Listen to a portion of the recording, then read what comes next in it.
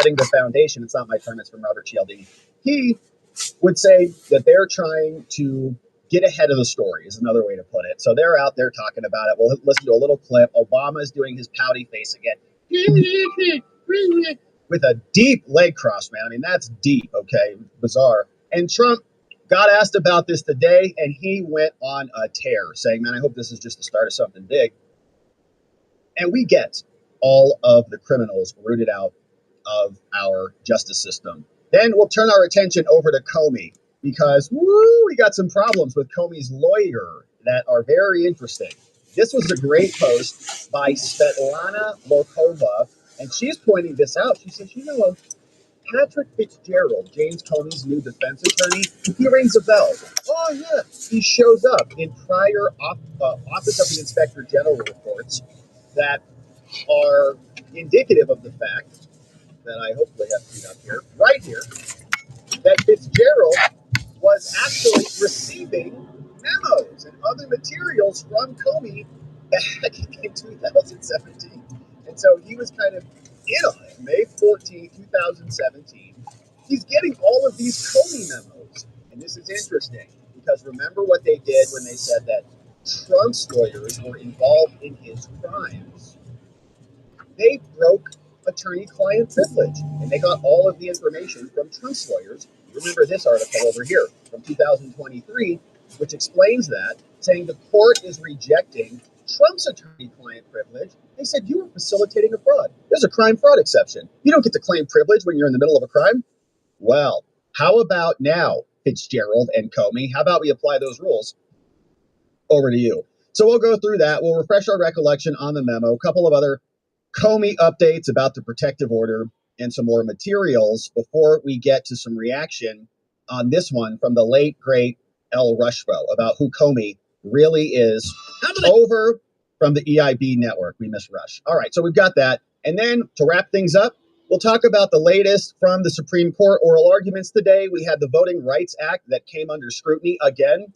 Talked about a lot of that yesterday in the final reply from Louisiana, supplemental reply. And now Ketanji is apparently saying that black people are disabled. Yeah. That's according to a California state senator called Melissa. She says, very strange. A black Supreme Court justice thinks black voters need assistance voting because they have the disability of being black? So I'll listen to the clips. We got some other highlights on this one. Got this one queued up. Important exchange here between Kavanaugh and Amy Coney Barrett. Often kind of the swing voters who kind of wonder, what's Amy going to do on this one? But we got some questions from her that we'll unpack. We'll hear a little bit more from Ketanji as she just repeats over and over, I don't understand, I don't understand, I don't understand, like a broken record, before we close that segment out with a little bit of Clarence Thomas, baby. And this is a big one. Democrats, as we saw yesterday, are saying that if they lose this case, they might have 19 seats that are at risk because they were previously rigged. They had to create special Jennifer Schwab districts. How you doing? For certain colors of people. And of course, if you do that, you have to do that at the expense of other people of other colors. And that's a big problem for them. So we're going to get into all of it and more, my friends. It's a beautiful day. Before we do, drive to Taco Bell, Swanton.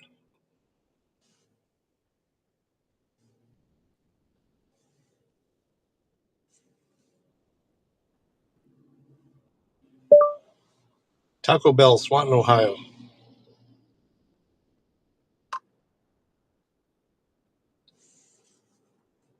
All right.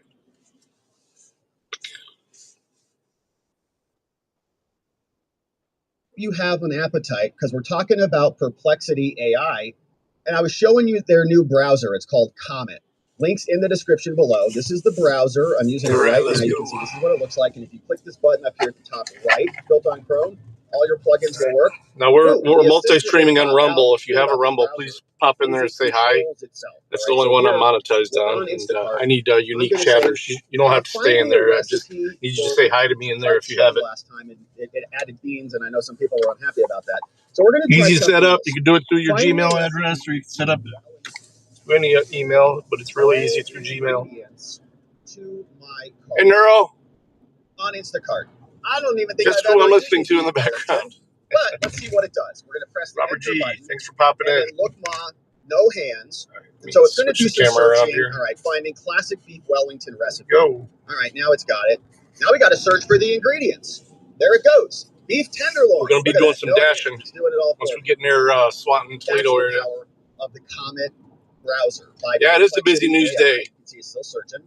What else do we need? It's going to add it to the cart, and it's just going to continue to do this thing. So there it goes. Cart added. We got about 2.5 pounds coming in. Then we need some baby bello mushrooms. It's cool. All right, so it's a full He's doing an ad right now. So.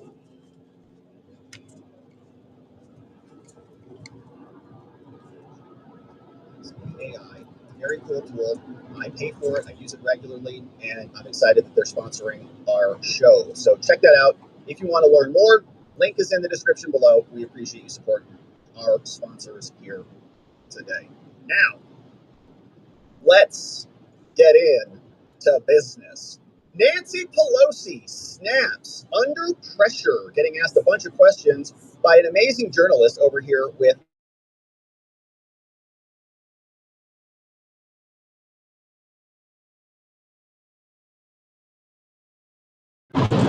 Hello. Hey, what's up? Hey, we're on the highway at the same time. When did you get on the highway? You maybe can hear me. I just. I'm not on the highway. I'm on Route 6. Oh, okay. I just got on the highway from Defiance. So. Oh. Heading into Swanton to go active. Oh, DoorDash? Yeah, you can make some monies. And I'm streaming too, so careful. What's up?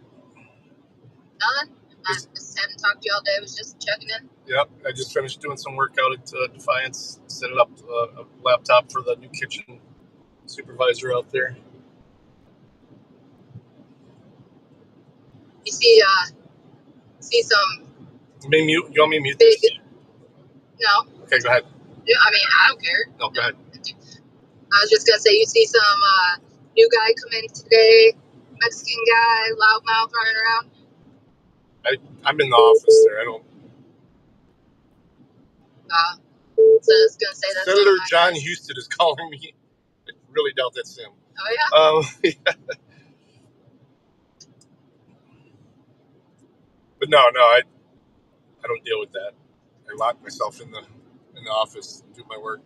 I actually had one of the clients say, "Hey, can I ask you a question?" I said, "Not right now. I'm trying to take care of something. Get out of here."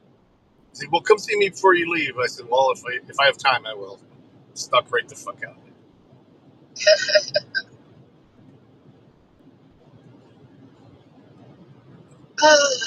Why'd you guys send one over there? His PO did. Oh shit. What's going on? Weird.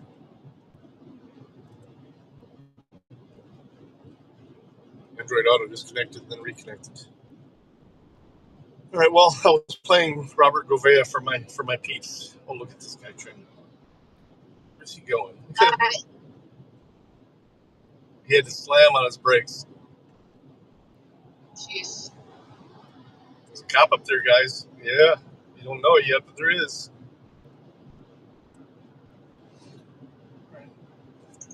Did you need me to do anything? I refilled all the food boxes and everything.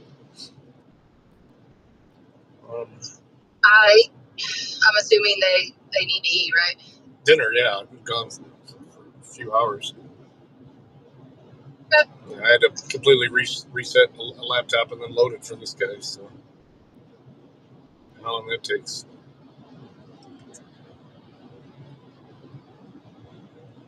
I did. Anything, just give me a shout. All right, sounds good. Trying to keep it good, make some money today, and not go out. Oh, we got our EIN today. Did you? Yes. Sweet. Yes. Only there's one issue on the form that I don't know how we get it correct. I don't think it's going to matter that much.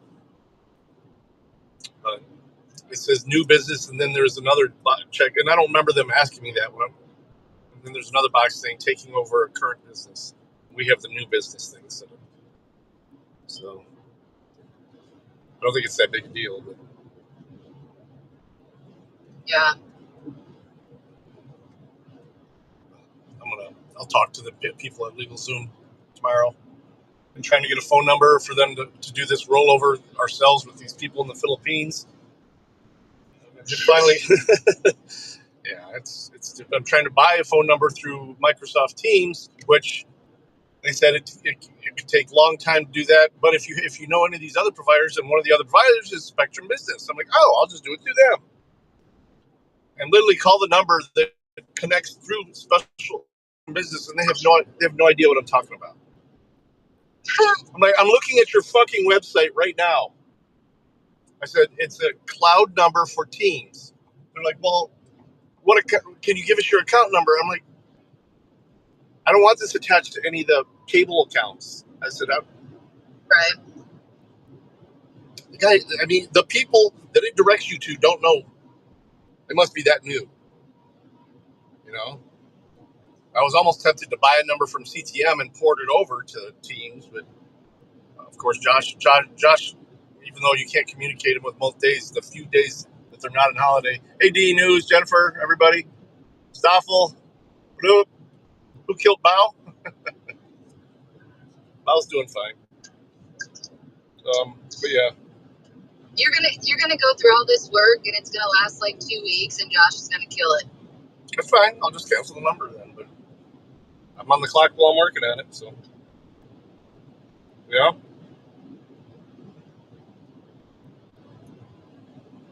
Easy to justify, you know. Yeah. I can show my work for that. All right, babe. I'm gonna let you go. Love you. Okay. Love you. Yeah. Literally, they're all here to listen to that, not us. Okay. Yeah. All right. Love you. Bye. Yeah. Love you. Bye. Hey, sorry everybody. Embrace of terrorists. No, we're not listening to that clip in. A lot of legal scrutiny from the rigged court systems as fucking comments there, you dumb cunt. But he had a journalist out there who was reporting on this, and you're going to see the meltdown. Taco Bell, Swanton, Ohio.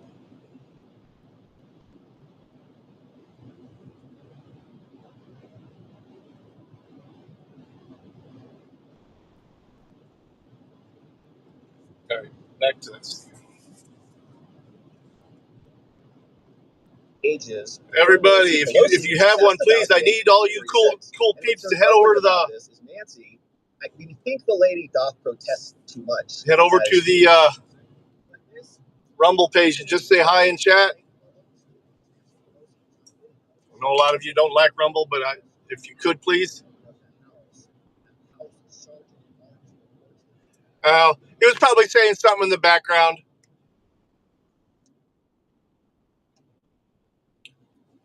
Or somebody put in some kind of complaint against him. It's probably stupid. Those things usually are.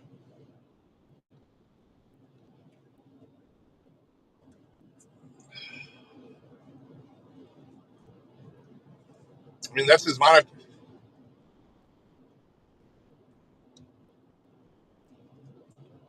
Yeah, that's. If it was the Smurf Watch Transparency Channel, it would. Let me see. Open up YouTube.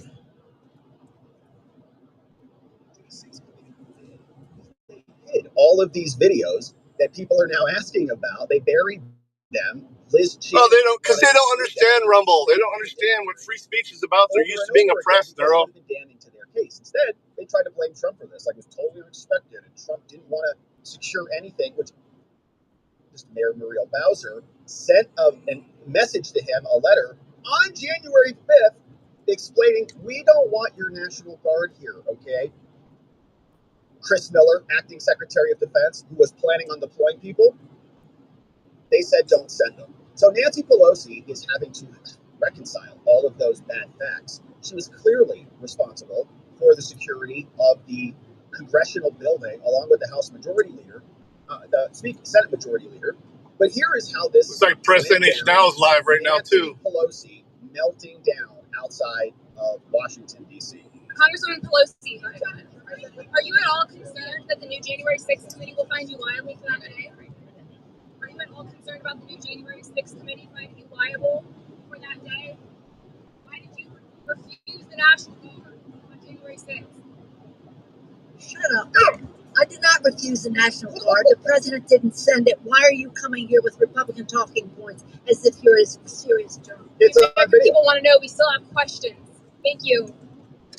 Congresswoman Pelosi. Tell her to shut up. All right. So not only is the video clip just outstanding, because Nancy Pelosi is so mad, right? That is finger in the face. Look at that. Oh my goodness. That's like feral. I don't know if there's any spittle coming off. I don't think we have high enough resolution here. But man, she is unloading. And she does it again. Watch. You see that right there? She almost gets like a little bit of air, right? She's like, oh.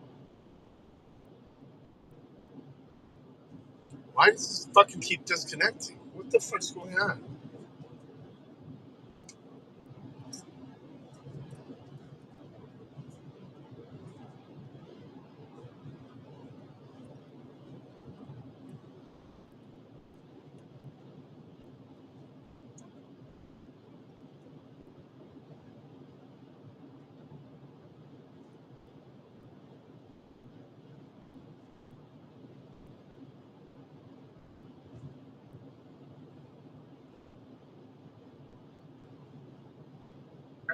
It just goes nuts. And here, let's watch it one more time because it's just so good. January 6th. Shut up.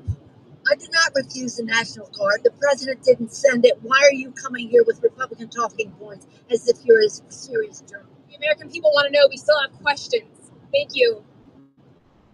And that final smile is just the icing on the cake. She's like, I got it. That was so good. I couldn't have asked for anything better. Thank you, Nancy. That is going to go mega viral, and everybody's going to be talking about it on the live streams tonight. So that's exactly what we're doing.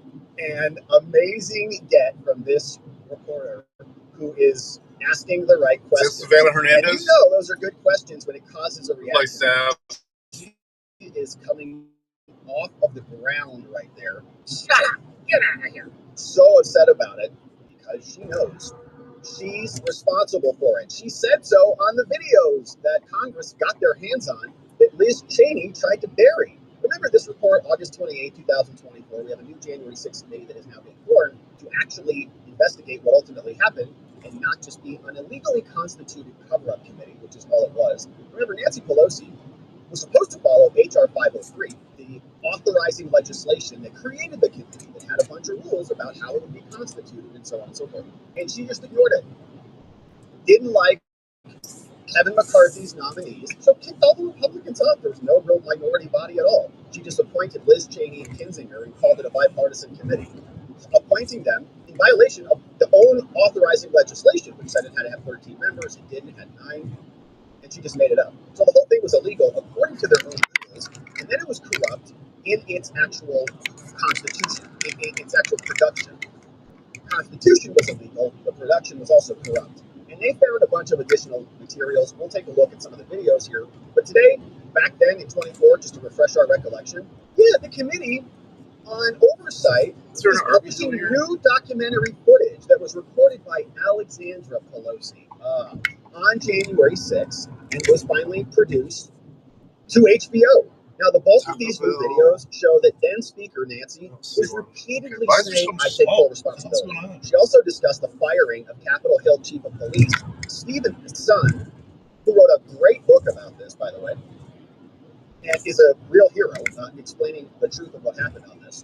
He said that they sent the National Guard to their own house. Okay, so all of like the military leaders and all of the government oligarchs, there's one at the truck sent station. security to them. I'm gonna try some of them steak bites from Arby's before I she get was going. blaming him, and she stresses that Paul Irving, still she says that blaming anyone besides Trump would be a diversionary tactic here, right? We have totally failed, she says. We have to take some responsibility for not holding the security accountable for what could have happened. Arby's! In the videos. Oh my God, I cannot believe the stupidity of this and more. Now, Liz Cheney.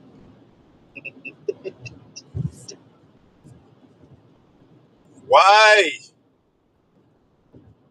Why does this keep disconnecting? I've never had an issue like this before.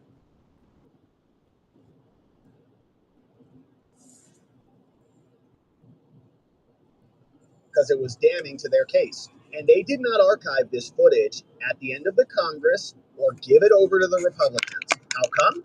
Isn't it relevant? Aren't these videos of Nancy Pelosi inside the Capitol important for the public record? No, it wasn't, because it was damning to their case. So they deleted it. The Republicans went and had to go directly to HBO to get the footage. So when people ask that question, it's like, well, the J6 committee deleted their evidence. No, they didn't. What did they delete? Right here, the Nancy Pelosi videos, the HBO videos. They're clearly relevant. They show her inside the Capitol. Why didn't you release those? Because it didn't serve their narrative. But we now have the videos. Here was one, and I don't know if Nancy Pelosi remembers this. Maybe somebody should play this for her before she starts screaming obscenities at journalists who are asking questions in America. We have a free press. It's a complete victory. McGovern's in the chair now, and they're proceeding. The chair, Mr. McGovern. So what's your prospect? We're going to stay here all day, the rest of our lives, or what? So dramatic, okay? What are we going to do? We're going to stay here in D.C. for the rest of our lives? You were back in the building in like 4 hours, you weirdo. Calm down. It's really a shock to think that our elected officials really can't even comport themselves when there's like a 4-hour riot, for crying out loud. Here until what?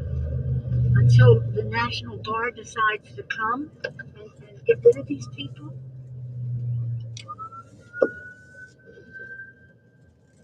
Oh my God, I can't believe it. Say it. Take full responsibility.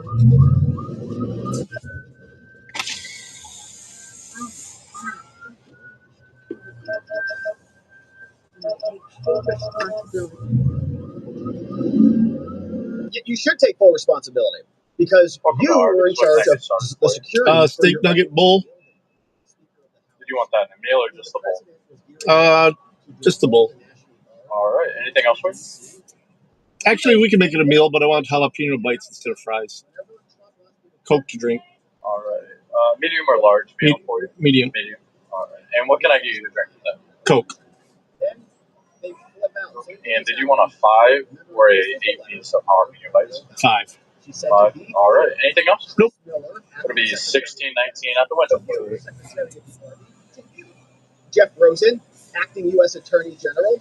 I don't want anybody sent over here. To be clear, the District of Columbia, us, we are not requesting other federal law enforcement personnel, and we discourage any additional deployment without the immediate notification to and consultation with us, if these plans are already underway. We are well trained and we're well prepared to handle this, signed by the mayor of D.C. Obviously, that was a joke. And she, backing up, said, we've already worked with our federal partners. Oh, who's that? U.S. Capitol Police. That's Stephen's son. And they have worked with us. That's the Capitol. So they're communicating, we're fine, we don't want the National Guard. And remember, they were saying, well, Trump is going to deploy the National Guard and then take over the country, institute a military dictatorship, or execute a coup or something like that. So they said, we don't want any National Guard. Perfect. That enabled them to distract a bunch of resources with their fake pipe bombers, probably Adam Kinzinger doing that or somebody.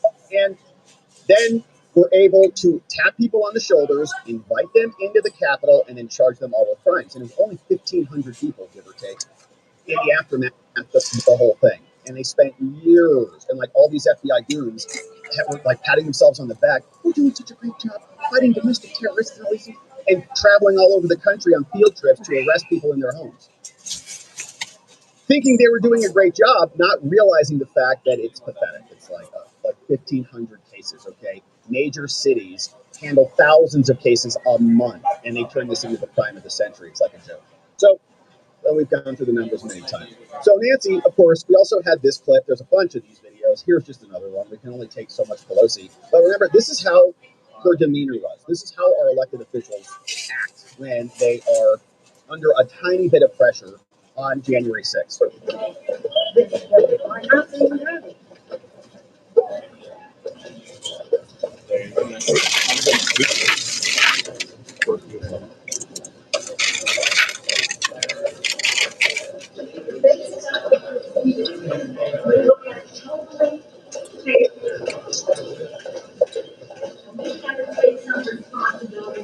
We have totally failed, and we have to take some responsibility. Did you hear that?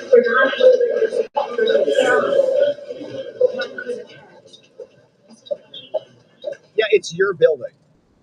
The president and the acting secretary of defense were going to send the National Guard in. Stephen Sund explained that he called and called and called to get approval and permission to deploy additional resources. And he was just F you button. Nope, we don't want it. Nope, let this happen. Nope, let it happen. Don't respond to him. They were responsible. Now they're getting asked questions about it. And I think the response of this exchange, shut up, get out of my face, explains exactly the truth of the matter. January 6th. Shut up. I did not refuse the National Guard. The president didn't send it. Why are you coming here with Republican talking points as if you're a serious journalist? Yeah, we'll tell that to Stephen Sund. You can read his book, Nancy, so we know what's going on. And is this dude, like, helping her walk? He's helping her walk. Okay? It's like, all right. Just, somebody get her a cane or a walker. I don't know what's going on. Like, why do these people stay in these positions of power when they just can't even move themselves around? It's like, and we have a lot of love and respect for our elderly senior citizens. We love them and have tremendous respect for them. And I think that it's important for society to respect their elders because they've got more life experience in many cases than us. But they also should be able to walk down the steps of Congress without Secret Service acting as their guide dog. All right, so that's Nancy. Now, she's been busted, obviously, and she's freaking out about it because they are releasing documents like this. Chuck Grassley also is now explaining that the January 6th setup parlayed into a bunch of criminal investigations, like the January 6th case and other cases like the classified documents case, whatever they could do to try to take out their political opponent, to sideline him, put him in jail, bankrupt him, throw him off the ballot, whatever it took to keep him from winning again. That's failed big time. But here is Chuck Grassley releasing this today. He said, Tim Tebow, the anti-Trump agent who violated the Hatch Act, opened Arctic Frost with other partisans and then gave the case to Jack Smith. And remember, Jack Smith was supposed to be a special counsel who was going to come and do his own independent investigation so that there's no influence and corruption from the Biden DOJ. That's the whole point. You're independent. You're special is the thesis. And that's what they kept selling us, right? But we all know he actually isn't an independent counsel. That whole statute's gone, and that whole framework he's not independent. He works for Merrick Garland, who's in the Biden administration. And when we had arguments about disqualifying Jack Smith because he's not even a real boy, he had a very difficult time in the DOJ explaining exactly where he was. Is he independent? Is he under the executive branch? Can Garland fire him? What's going on here? Is he even fill out his oath paperwork appropriately? Like, who is this dude? He's over from the Hague. No one knew. But none of that was true. And they kept telling us that. Well, independent counsel, special counsel. No, turns out corrupt FBI agents, in my opinion, like Tim Tebow, handed the case to them and said, we've already been setting this up for like years now, so here you go. Says, don't let the legacy media fool you, says Chuck Grassley. Arctic Frost from the FBI was partisan from the start. And here's some emails that Chuck Grassley shared today. This one is from Timothy Tebow, Washington Field Office, FBI. He says, perfect, responding to this message. Michelle says, hey, Tim. They call him Tim. Attached is a list of the electors. In addition, we're also listing Trump. Donald Trump for President, Inc., John Eastman, Boris Epstein, and Rudy Giuliani in the case opening. Thank you. He says, oh, that's perfect. I hate those guys. They're Republicans. Perfect. Another email says, here is draft opening language we discussed. Tim said, Michelle, if you decide to work the case, please reach out to Jonathan Crabb if you require additional info, and you can begin adding to the draft as needed. We would consider this a seek CDC guidance to determine if the Barr memo applies. We also need to discuss the title and the subject. I think at a minimum, it would have the Trump campaign and unsubs in the title. Timothy Tebow, right? And he's the guy who had all of those disgusting messages, completely anti-Trump, completely partisan, and he's leading the investigation, explaining how this whole case should be open. As he's handing it off to somebody else, you can work this case, but let me just prepare all of this corruption, and then I'll just pass it off to other people, right? You don't want to execute the plan if you're a Trump hater. You give it to somebody else so you have cover for this. And as the investigation unfolded, they went after everybody. Just the News got their hands on a memo and reviewed it, and they say, Congressional investigators, remember we have a new J6 committee, they collected a stunning 30 million lines of phone data, mapping contacts between conservatives and the Trump White House, creating a big mind map in the name of investigating January 6th. It was a massive dragnet. People are asking questions about civil liberties and civil rights. A lot of senators saying, how dare you spy on my records? But they didn't care that much when 92 other organizations, including Turning Point and Charlie Kirk, were also being spied on, their bank accounts and everything being scrutinized. But now the senators have been caught up in this, and so they're very ornery about it. But they also got a bunch of us, apparently, how many lines? 30 million lines of phone data? That's a lot. So the memo says that Adam Kinzinger was behind this. He told the FBI that phone data had been collected by a then former representative, an ex-Republican, who was a staffer on the illegal committee, who later helped Hunter Biden's legal team in their efforts to cast doubt on the laptops, okay? So a corrupt partisan who goes after Republicans and protects Democrats was the person responsible for this.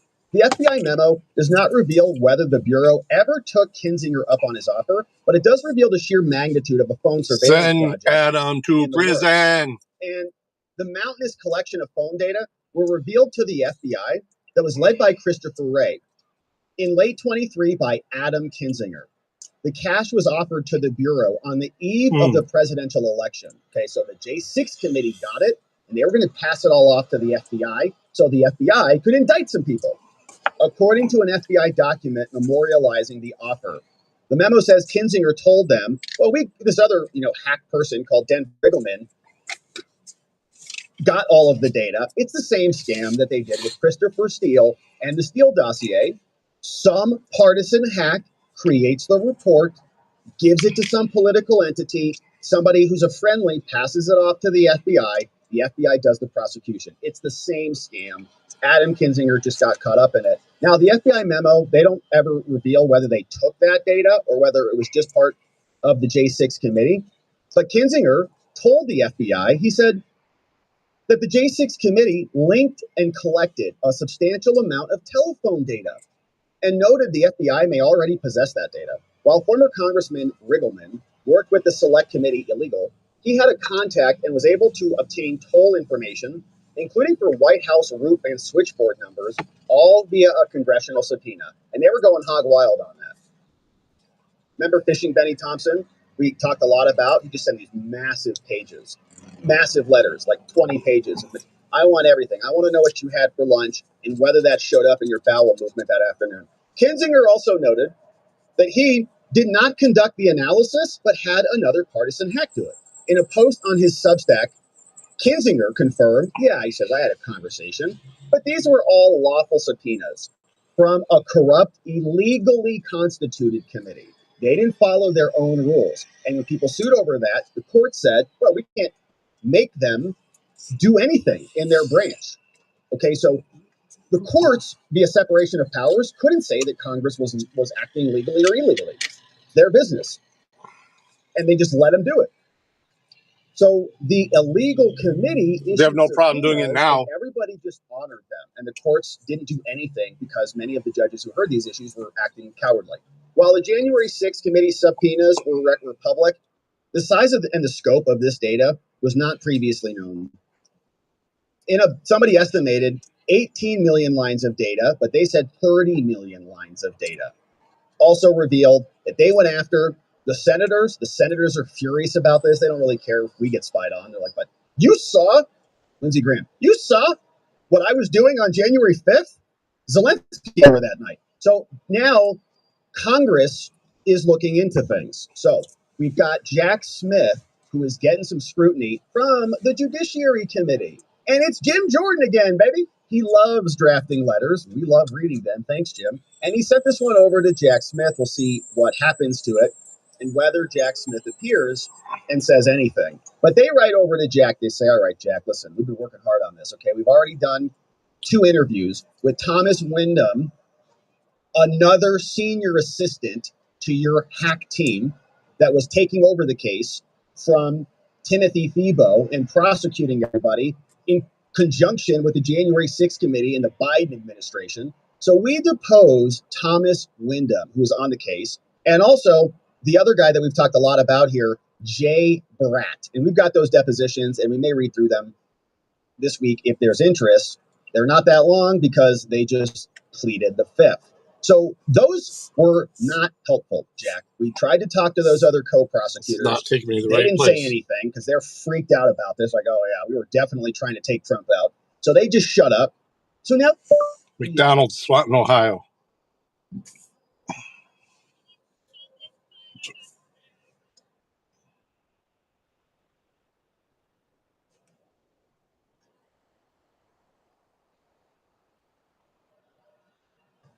McDonald's, Swanton, Ohio.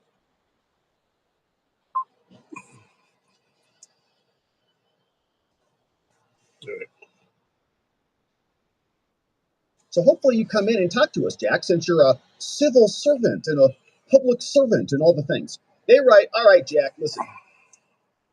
Since the beginning of this Congress, we have conducted oversight of operations by your office, the Office of the Special Counsel that you led. Specifically, you and your team's partisan and politically motivated prosecutions of Trump and his co-defendants. Now, among the disturbing tactics employed in that prosecution by you, your team sought to silence President Trump by restricting his public statements about the case. As we covered here, Trump was gagged. So will Comey be gagged? Will Tish be gagged? Conducted an unnecessary and abusive raid of his residence where they went through Melania's drawers and Barron's drawers, these disgusting FBI agents exploiting the law because they hate Trump. Attempted to improperly pressure defense counsel Stanley Woodward, got abused by Jay Bratt. Hey, Stanley, just have your client, Walt Nauta, just, implicate Trump. And then you'll become a judge in Washington, D.C. We can make that happen for you. Remember that? With the promise of political patronage, and they also manipulated key evidence in the investigation, moving all the files around, putting fake cover photos on there, leaking these documents to the media, and perverting all of the evidence. They pulled the boxes out. The boxes were in different order. Nobody knew what happened. Some were taken out. Placeholders were put in. It was a disaster. These actions undermine the integrity of the criminal justice system, Jack, and violated the core responsibility of federal prosecutors, which is to do justice. Now, as the committee continues its oversight, we need your testimony to understand the full extent of how Biden and Harris weaponized federal law enforcement. Now, to date, Jack, the committee has done some interviews with some of your hack colleagues, including Jay Bratt, J.P. Cooney, and Thomas Wyndham. Now, in addition, we've also obtained internal FBI documents that show the FBI, with the likely involvement of prosecutors that were later assigned to your team, that they went and they surveilled Scott Perry, a representative, prior to seizing his cell phone in a stunning breach of constitutional separations of powers. Your abusive surveillance of a sitting member of Congress did not stop there. Earlier this week, the FBI, at the direction of Kash Patel, released an alarming document showing that your team requested and obtained private phone records for at least 8 senators and 1 representative during your scam investigation called Arctic Frost. These documents reinforce the conclusion that your office conducted politically motivated investigations. Yeah. Now, although the committee has learned new information from these interviews, several members of your team failed to fully cooperate with our inquiry. You're kidding. Public servants, lifetime public servants, career prosecutors at the DOJ, all pleading the fifth and not talking up to Congress about anything. For example, during a transcribed interview with the committee, former senior assistant special counsel, Where'd everybody go? Who was all over the case, we read many motions signed by Thomas Wyndham, one of the smarter ones of the bunch. Jack didn't do much of anything other than act as a figurehead. Jay Bratt was, I think, the in-person person, and Thomas Wyndham wrote a lot of the more, technical stuff. But they brought him in here. He relied on overbroad and unreasonable interpretation of grand jury secrecy protections. Oh, I can't talk about that. That's all protected by the grand jury. Now, after the committee subpoenaed Wyndham to actually compel his testimony, he then invoked various ill-defined privileges and objections. He says, well, I can't talk about that. Grand jury privilege. Can't talk about that. Some other executive privilege. Can't talk about that. Fifth Amendment. He refused to answer 70 questions. Thank you for your public service, Thomas Wyndham. According to Wyndham's lawyers, the foundation of Wyndham's decision to decline to answer is his constitutional right to silence embodied by the Fifth Amendment. Yeah, a lot of that going on right now. For instance, Wyndham even refused to answer the question, how many other members of Congress were investigated as part of Arctic Frost and Jack Smith?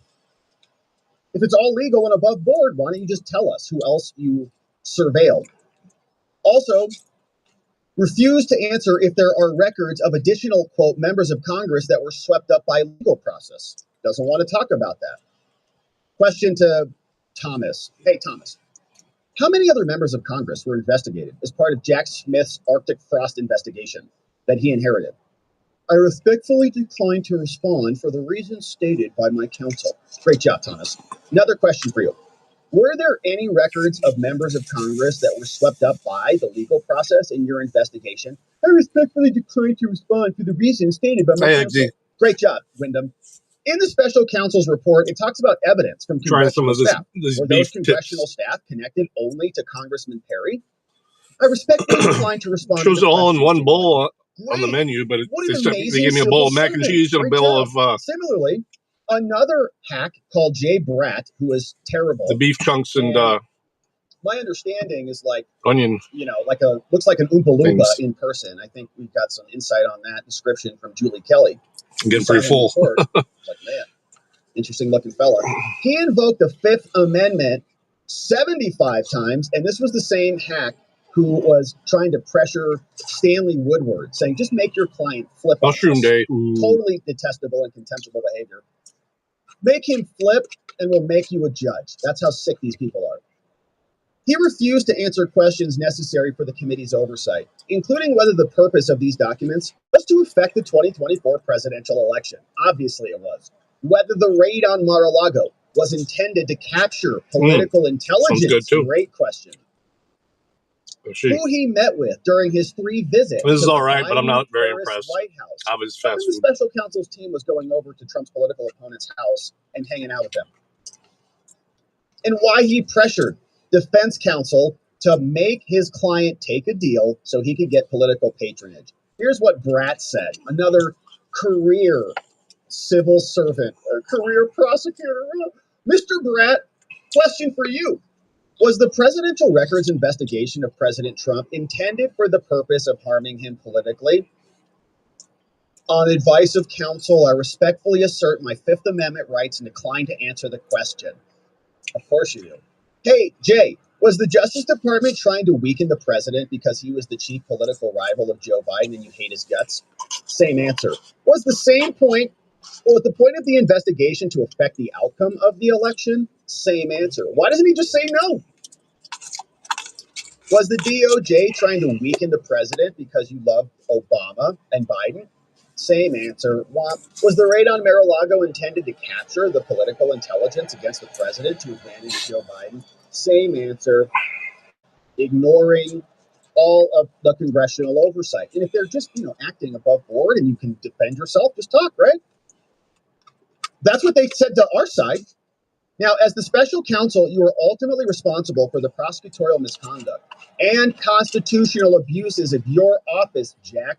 All their misbehavior is attributable to you.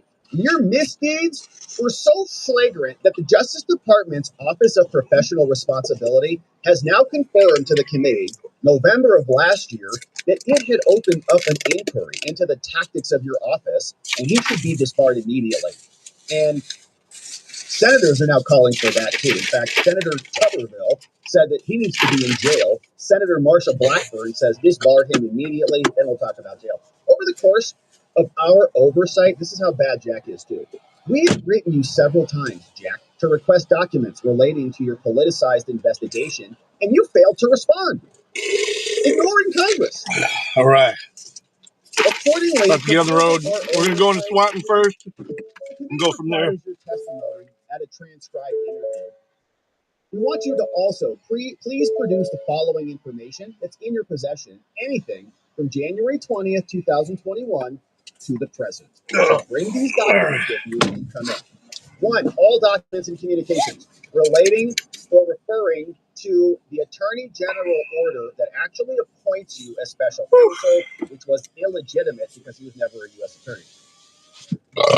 We also want all documents between you, these are all shredded, long time ago, shredded, and any political appointee or senior career official from the Biden. Literally, they had shredder trucks out in the front of FBI for weeks before and all documents Trump took over.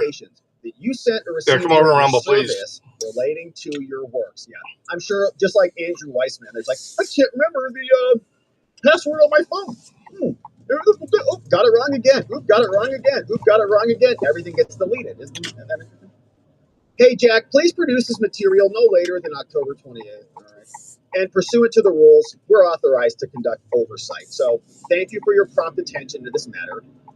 Jim, not sure what the next appropriate step is going to be. A subpoena. And this is where they're going. I know we kind of make fun of Jim and James and it wasn't working for all their letters, but they do have to go through a sequence to be fair to them, right? So you want to come in voluntarily? Nope. All right. It's subpoena time. So we'll see if that ultimately happens, but they're not happy about this spying on the Congress people.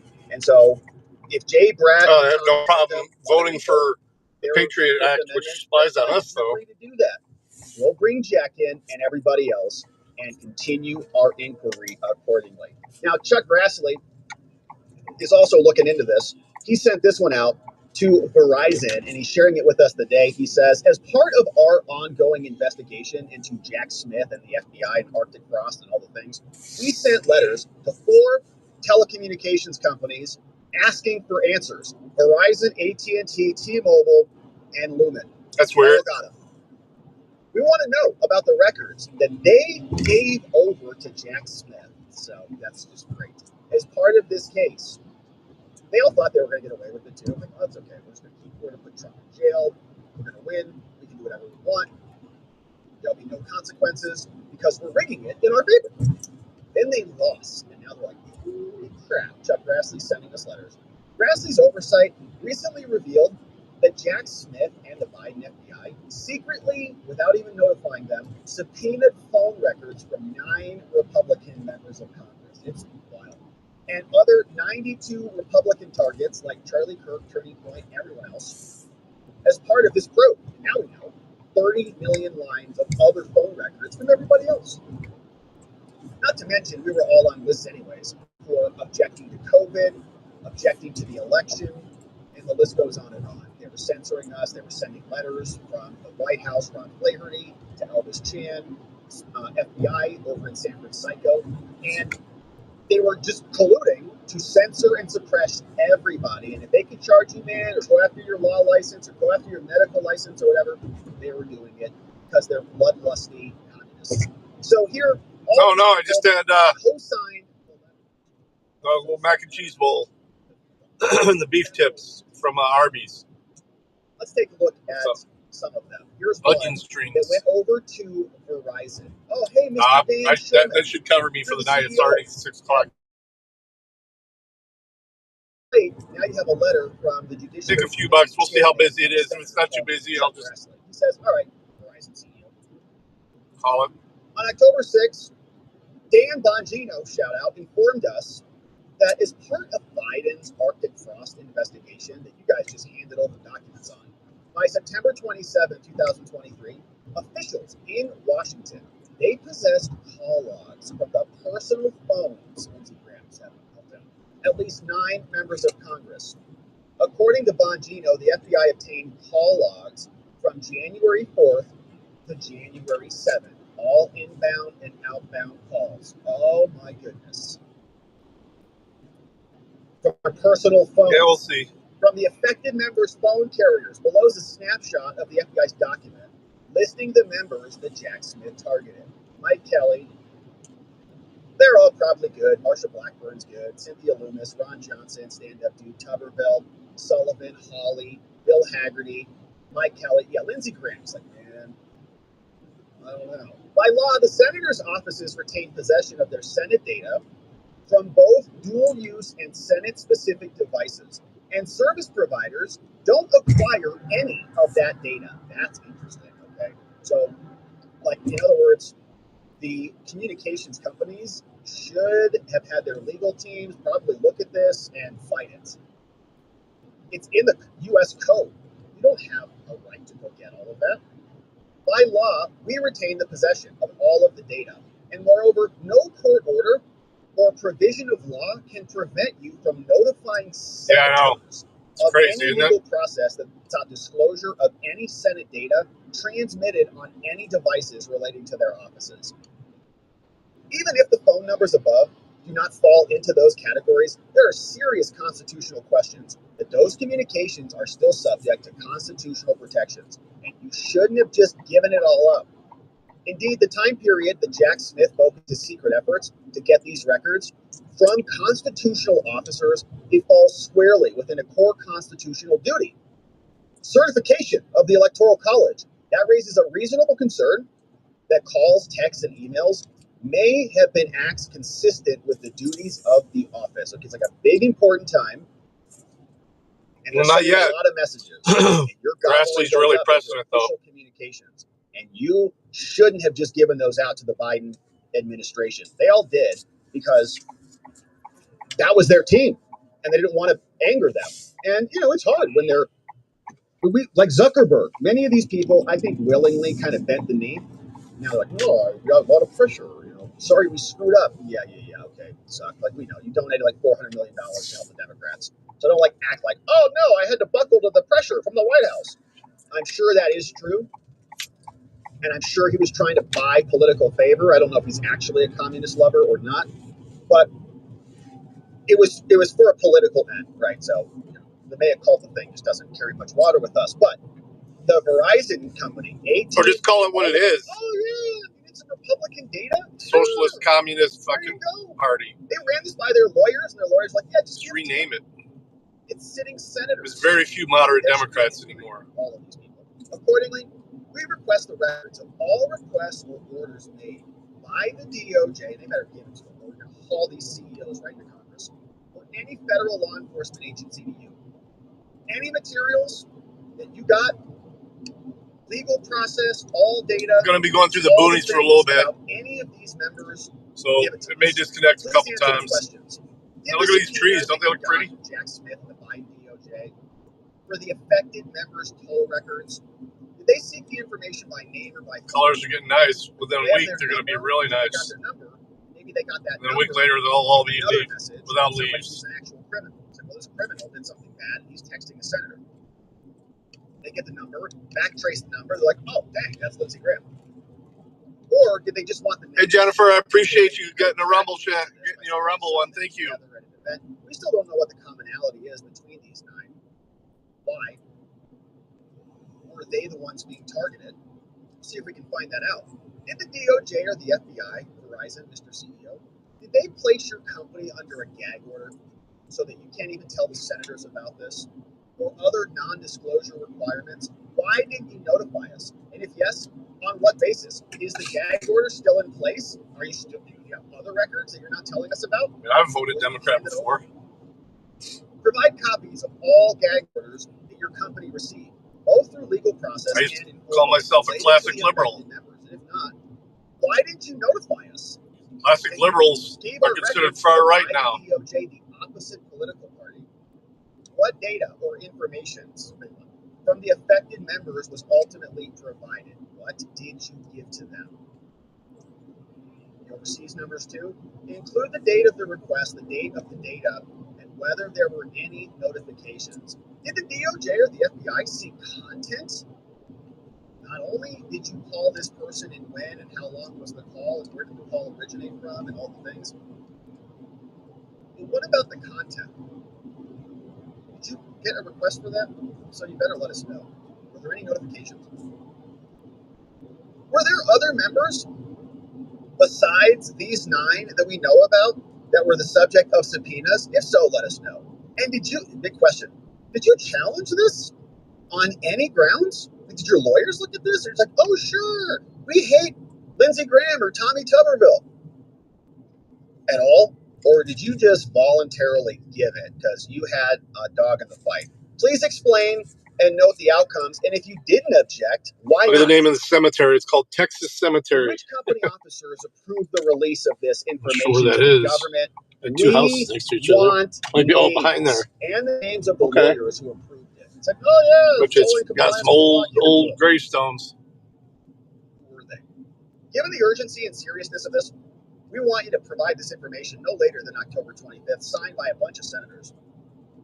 Grassley, Johnson, Blackburn, Lindsey, Hawley, Hagerty, Loomis, Sullivan, Cornyn, Tuberville, Lee, Cruz, Kennedy, Tillis, Schmidt, Tillis on there, Britt, Moody, and Mike Kelly, a U.S. representative, all saying, Verizon, AT&T, and the rest of you, let us know what these people were up to. And we want the names of the people who approved it so that we can haul them into Congress.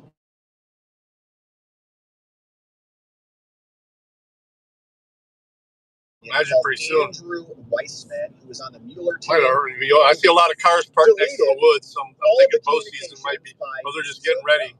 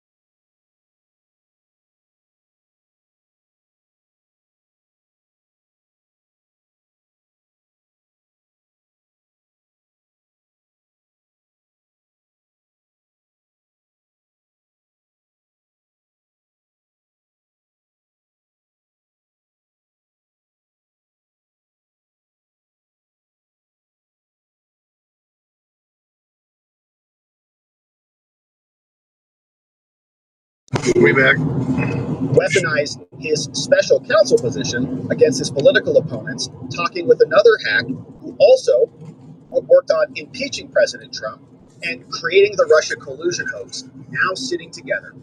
It's like O.J. Simpson and George Floyd sitting together talking about justice. It's like Martha Stewart and Nancy Pelosi sitting together talking about insider trading and how they don't do it. Thank you, John. And you can use... Yeah, it ain't going to be the last time it does it out here. Nothing like what we see now has ever gone on. This case in New York City where the case against the mayor was dismissed in the hopes that he would support the president's political agenda. I mean, just... You got Biden people went after Mayor Adams because he was being ornery against them, just like they did against everybody else. Okay, the Bidens were the ones charging all of this. They plucked Jack Smith out from Europe and brought him back here because they couldn't even find a regular U.S. attorney to do it. So nothing like it has ever happened that I've ever heard of. You just did it, dude. You just did it like 2 years ago. You weaponized everything against President Trump so that he would lose an election. Idiot. Recently, we had this issue of I guess it was people in the Defense Department using Signal to communicate with each other. All right, so another red herring. So they're just going to sit and play patty cake.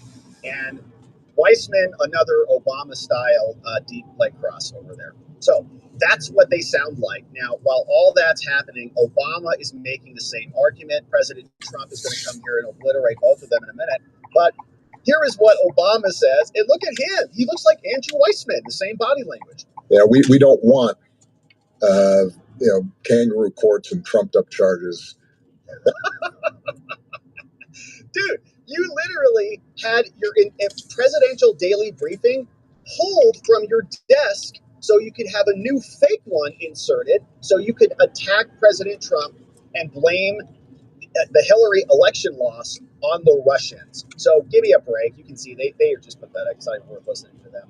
But President Trump was out today, and here is what he had to say about this with FBI Director Cash and Pam Bondi in the room, explaining that these people who weaponize our justice system are the worst and they need to be brought to justice. President Trump explaining.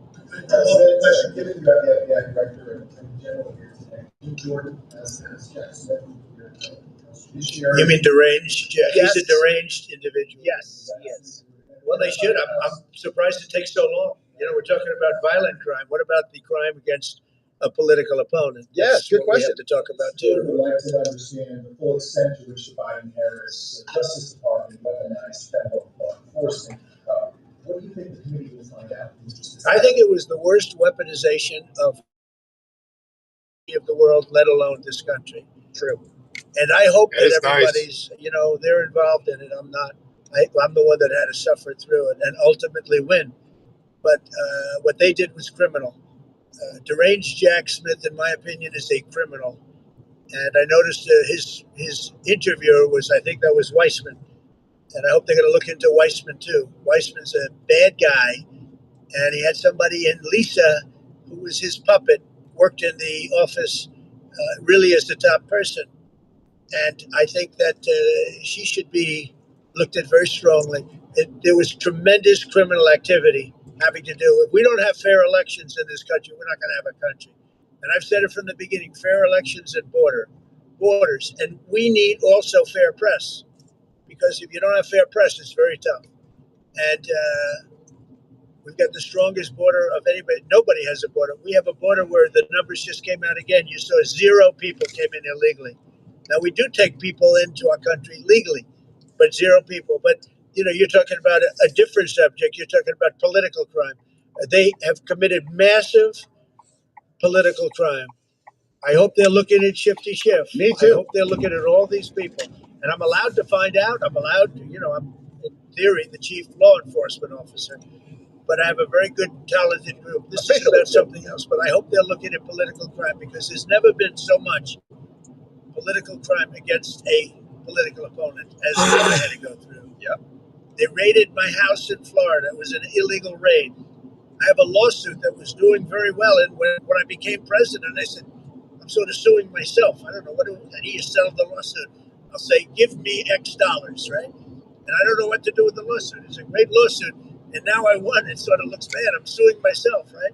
So I don't know, but that was a lawsuit that was very strong, very powerful. They raided illegally my house in Florida, Mar-a-Lago. They went through the drawers of my young son. They went through all of the cabinets and drawers of the first lady. She walked in, she said, wow, what happened? Because she's very meticulous, and this wasn't so meticulous. As she looked into the drawers and she saw everything a mess. It's what they did against a person that just got out of office. And then you look at these corrupt people. You look at Hunter Biden. You look at the signature. As an example, the Pen. I just signed so many different things. An admiral, a 4-star general. That I'm signing them left and right. The commissions. And by the way, I want to compliment John Thune and also Mike, a great speaker. But John Thune, all of a sudden, I'm getting these things by the hundreds. I was getting one every 2 weeks. It would have been 4 years before you got them in wars. You would have had some that didn't even get in, all because of Democrat obstruction. So John Thune did a great job. I must have signed 200 into the administration. We're just about caught up. It's amazing. And so compliments to John. He had to do some things that were very tough to do that he didn't want to do, but he was forced to do it. Oh, yeah, for sure. And as far as the shutdown's concerned, this is a Democrat Schumer shutdown. True. And he's trying to do it to get relevance. I agree. To the party, because he's a loser. I've known him all his life. I have a hard time listening to Mark Levin anymore, because he's blinded by it. I think that happens. I hope it hasn't happened with me. I know if it did, you guys will let me know about it. No, I don't think so. I think as Trump is aging, he's operating with more precision and poise and results, and we're happy to see it. And Jack Smith and Andrew Weissman, and maybe even Nancy Pelosi, now getting a little bit nervous and melting down, having these conversations. You hear Nancy earlier today told a reporter to shut up? Nancy, she didn't like the question. She gets asked a simple question about what she said on video, and she says, "Shut up out there. Shut up. I did not refuse the National Guard. The president didn't send it. Why are you coming here with... Go read Stephen Sun's book. Yes, you did. You wanted all this to happen, and now you're getting caught for engineering a coup, and we're excited to watch it all happen. Hopefully she's indicted with the rest of them. We'll be here continuing to cover it. All right, now, my friends, let's talk about another corrupt hack, shall we? Got a bunch of them here today, as usual. So let's get into this one. A very interesting post over here. James Comey's lawyer in a little bit of extra scrutiny and well-deserved. This post brought to our attention from Svetlana Lokova, and she is saying... Yeah, it's all Ohio flat farm country. I'm just cutting through. I could have taken the freeway, but it would have taken an extra 20 minutes to get where I'm going. Then I'm going to go live and do some door dashing with you guys while we listen to these. Disqualified from the case, or at least opened up all of his records, all of his documents to determine if he was complicit in Comey's crimes. So this goes back a ways, all the way to 2017. Remember, oh no, me neither. Patrick Fitzgerald, well, somebody's burning the something. Arraignment of James Comey, smoke. Said it was the greatest honor of his life. Well, they're digging to up be able to represent James Comey the fields. Two criminal charges: lying to Congress and obstruction yeah, of it's Congress. A plow. And was excited to be in the courtroom. But now we remember that Comey and his attorney's name appeared in the records all the way back in 2017, sharing this post. Comey's attorney, Patrick, is likely a co-conspirator. There's a grand conspiracy. Comey's... We'll go from two different versions. We'll have the nice rural area, and then I'll do some DoorDash, and eventually I'll end up in the hood. So and he should be investigated, not allowed to represent him. Comey leaked classified information to him, which also made its way to the New York Times, claiming that he's using his legal privilege as a fig leaf. And if this sounds familiar, it should, because they made that same argument against President Trump, who has been largely exonerated, at least as it relates to these investigations. You remember this case all the way back from this Politico article in 2023, where they breached Trump's attorney's attorney-client privilege and said, your lawyers have to tell us everything about what you've done. Remember that this is what happened some time ago. A federal appeals court rejected Trump's bid to prevent special counsel Jack Smith from getting key documents from a lawyer for Trump. So the lawyer, they said, was open to discovery, to review. Attorney-client privilege was shattered for President Trump. Why? Oh, the crime fraud exception. You remember that? Your lawyer can't claim attorney-client privilege if he's helping you commit a crime. There's an exception to attorney-client privilege when there's a crime or there's a fraud occurring that your attorney is involved in. So Trump went to Beryl Howell, a maniac anti-Trumper judge, and she breached all of the privileges. Remember, we were sitting here going, what the hell's going on? After setting middle-of-the-night deadlines, it's getting there. A 3-judge panel declined Trump's request and said, yeah, Trump's attorney, Evan Corcoran at the time, has to give the documents over to Jack Smith. You have to. Because she said that he was working with Trump. Well, what we have now is a very similar situation happening with James Comey. Because according to Svetlana, this was something that appeared in an Office of Inspector General report that we have now dug up. And you remember it looked like this. August 2019, it's a document titled The Report of James Comey and His Disclosure. So the Office of the Inspector General did an analysis and wrote a review. What did James Comey do when he was disclosing information in handling certain memoranda? Well, they wrote a report, and you know whose name shows up all over the place in it? Patrick Fitzgerald, Comey's attorney. And as you can see, even shows up in the timeline. Comey was writing memo after memo and then sending them all out. Here's some more background. We've got the report that says OIG has done a bunch of research and got a bunch of findings, a lot of background on how this all works, what is top secret, all the things. Comey knows better. You can't give out classified materials. So here we have a timeline of relevant events. January 6th, Comey meets with Trump, and January 7th, Comey finishes one memo on the FBI's secure computer system. The memo is classified, secret, no foreign or con. But he emails the memo to a bunch of people, does not take a copy of that memo home. Then he has dinner with Trump, January 27th, 2017. All right, Trump is just coming into office. Comey writes another memo on his personal laptop about his dinner. It states that during the dinner, Trump told Comey he wants loyalty. Memo 2, another unrelated comment by Trump. Now, he does not mark Memo 2 as classified. He places a signed printout of Memo 2 in his personal safe at home and gives a second printout to the chief of staff.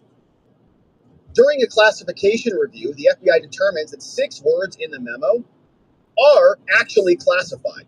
Okay, you actually cannot talk about those things. James, he's writing memos, printing them out, marking them unclassified. Does not mark that one as unclassified. Okay, so he writes memos with classified documents, passes them out, and they're classified. But he says they're not classified. That's illegal.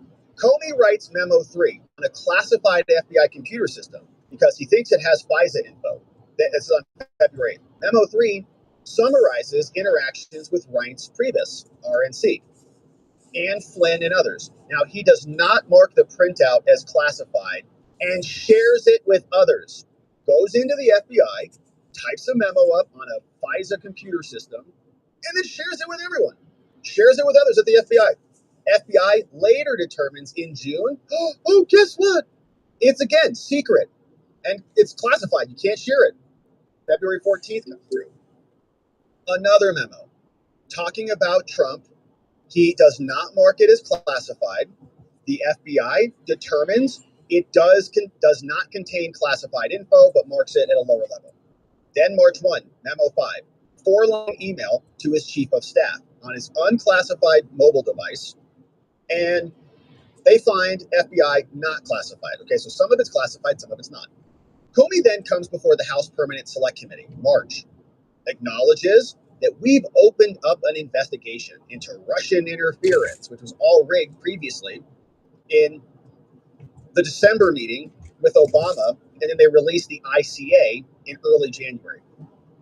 The Intelligence Community Assessment, which reversed all of the prior findings. So then, March, Comey writes another memo about a 10-minute phone call with President Trump. Comey gives a signed printout to his chief of staff and takes a second signed printout home. Does not mark it as classified, and they say it's not classified, but they mark it as FOUO. Comey then drafts Memo 7, 2-paragraph memo, summarizes another meeting.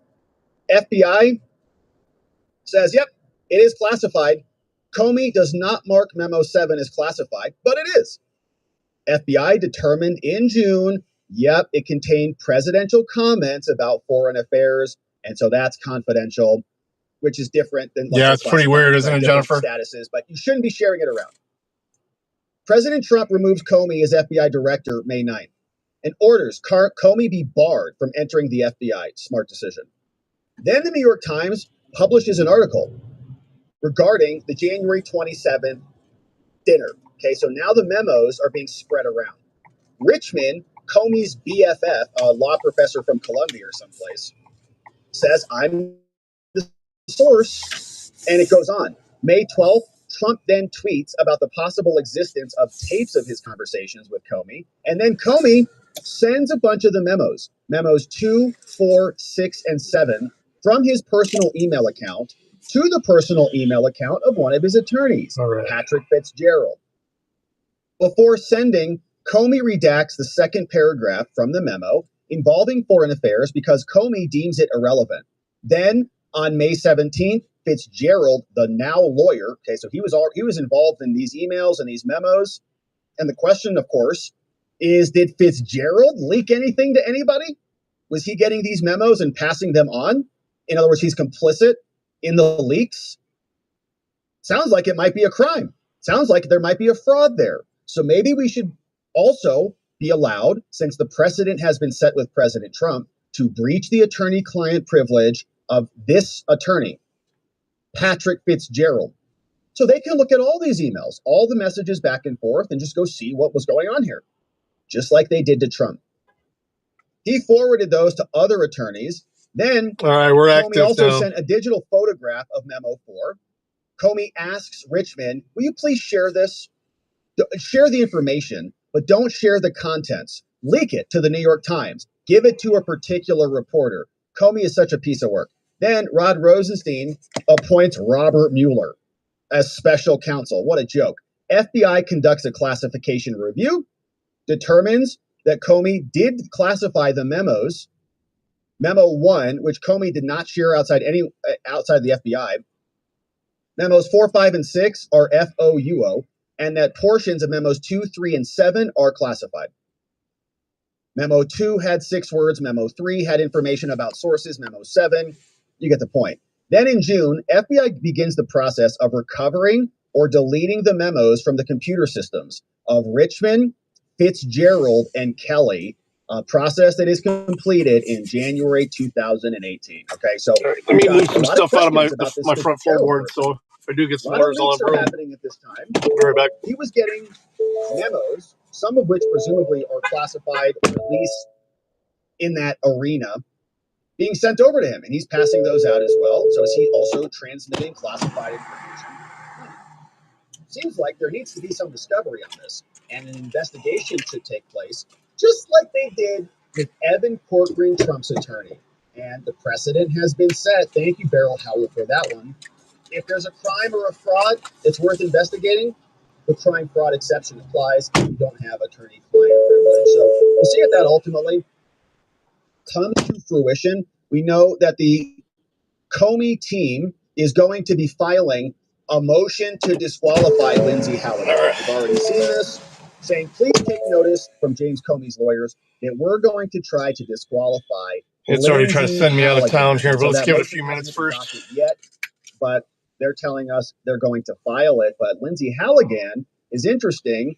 An argument to disqualify her. She's an acting U.S. attorney there, not Senate confirmed yet.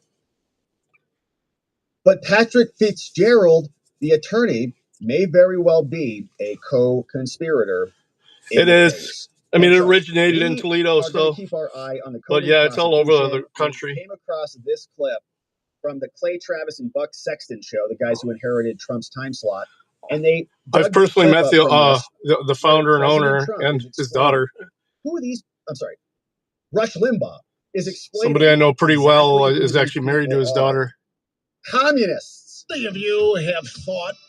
I mean, if you've thought about it, how many of you have heard or thought that James Comey was a lifelong Republican? I have. I've always thought that James Comey was a lifelong Republican. I've been told that James Comey is a lifelong Republican. Turns out not to be true. Are you aware that James Comey used to be a communist? In a 2003 interview with New York Magazine, James Comey said before voting for Jimmy Carter in 1980, he'd been a communist. He admitted, I'd moved from communist to whatever I am now. Now, we know that John Brennan, Obama's CIA director, was a communist, or at least had voted for the Communist Party. But I had never heard this about Comey. Now we find out that under this was Obama, Limbaugh before he died. The CIA director and the FBI director both had histories of not just flirtation, but serious immersion into communism. And like the KGB always said, no one ever leaves the KGB.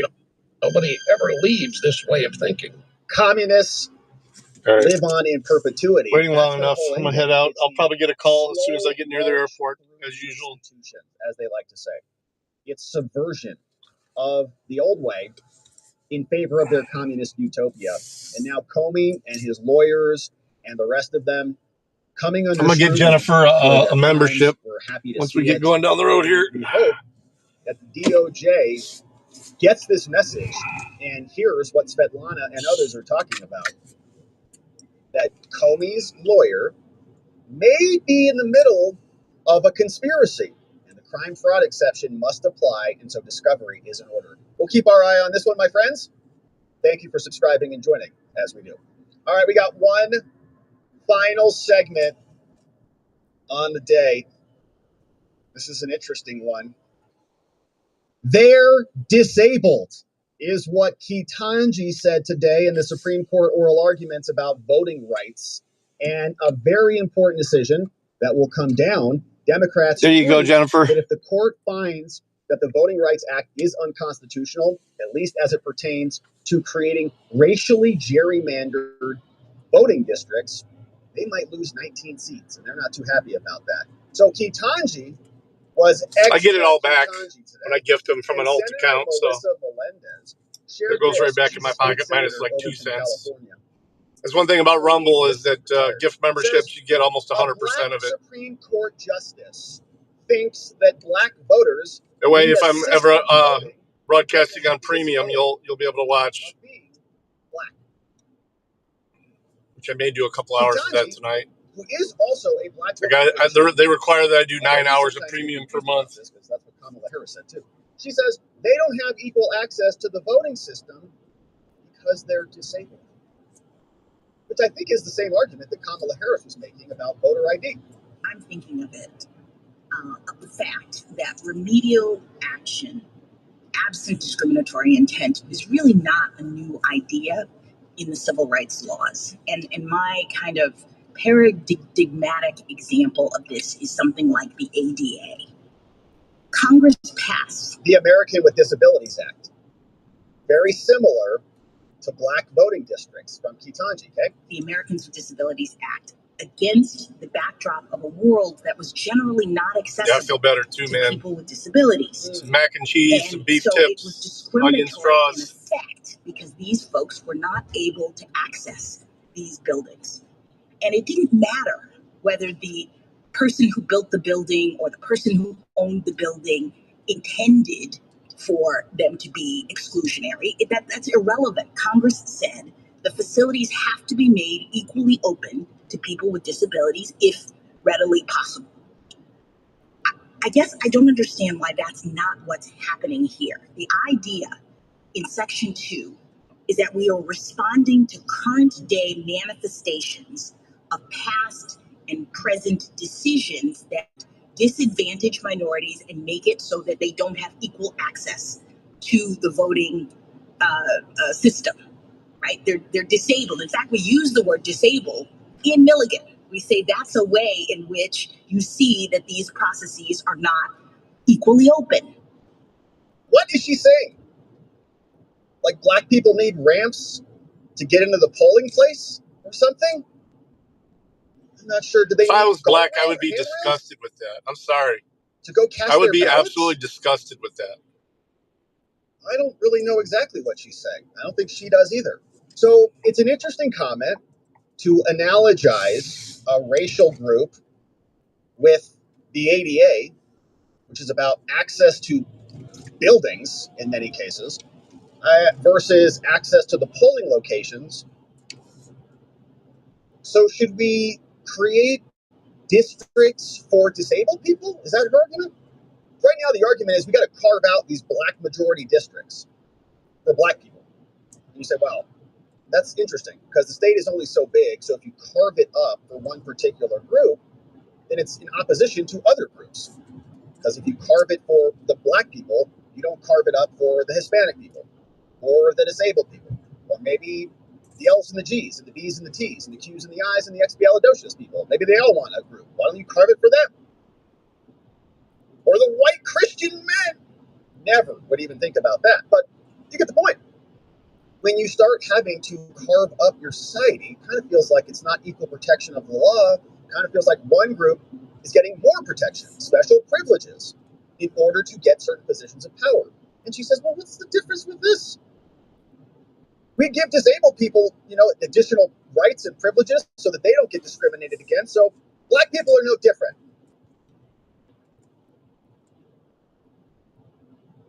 Again, it disconnects. My Wi-Fi is just acting weird in the vehicle here.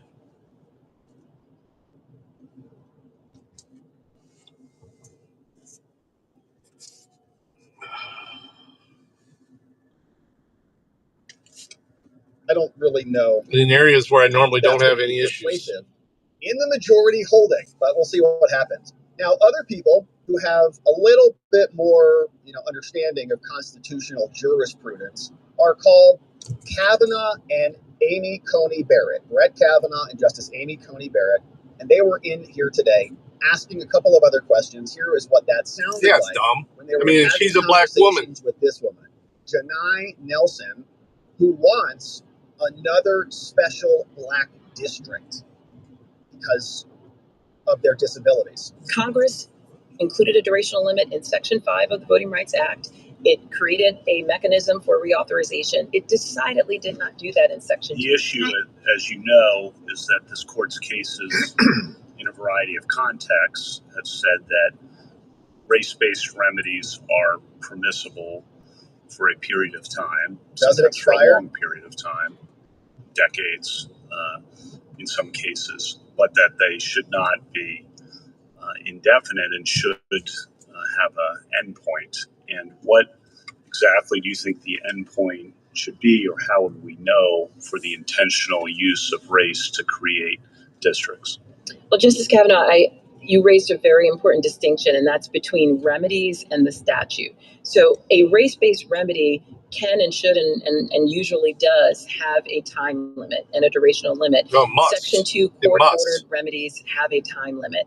And so that is something that is grounded in our case law. What is not grounded in case law is the idea that an entire statute should somehow dissolve simply because race may be an element of the remedy. So, for example, this case has affirmed Title VII. It has affirmed Section 1982, the Family Medical Leave Act, and also Section 4E of the Voting Rights Act in Katzenbach versus Morgan, and never has it suggested that any of those statutes should dissolve in and of themselves as opposed to the remedy. I'm sorry to interrupt. I don't think it's the statute. It's the particular application of the statute that entails the intentional, deliberate use of race to sort people into different districts. That particular aspect, I'm guessing, I'm asking what you think the time limit on that. Yeah, so we're not asking like when the whole there's lots of laws in there. We're not asking to invalidate everything. It's like this little thing about using race. Like if we're remedying past discrimination and you make the change, isn't the change to remediate that past discrimination? So like you're done, it's over, right? You made the change, it's remedy. So does that just go on in perpetuity? Like, do you have to continue to fix something once you've already fixed it? And if you haven't fixed it, then what are you doing? If this solution of creating these race-based districts is going to fix the problem, but it's not fixing the problem and you have to do it forever, isn't that just kind of like DEI for certain groups in American politics, which is not equal protection of the law? It's unconstitutional. So please answer that little specific question. Should be, or there really shouldn't be a time limit. I think you might be saying there shouldn't be a time limit unless Congress chooses one. I am saying that. I'm saying there should not be a time limit, but I also think it's critical to emphasize that Section 2 does not require a race-based remedy in all circumstances. Is that because? Can I ask that? I just wanted to follow up on Justice Kavanaugh's question.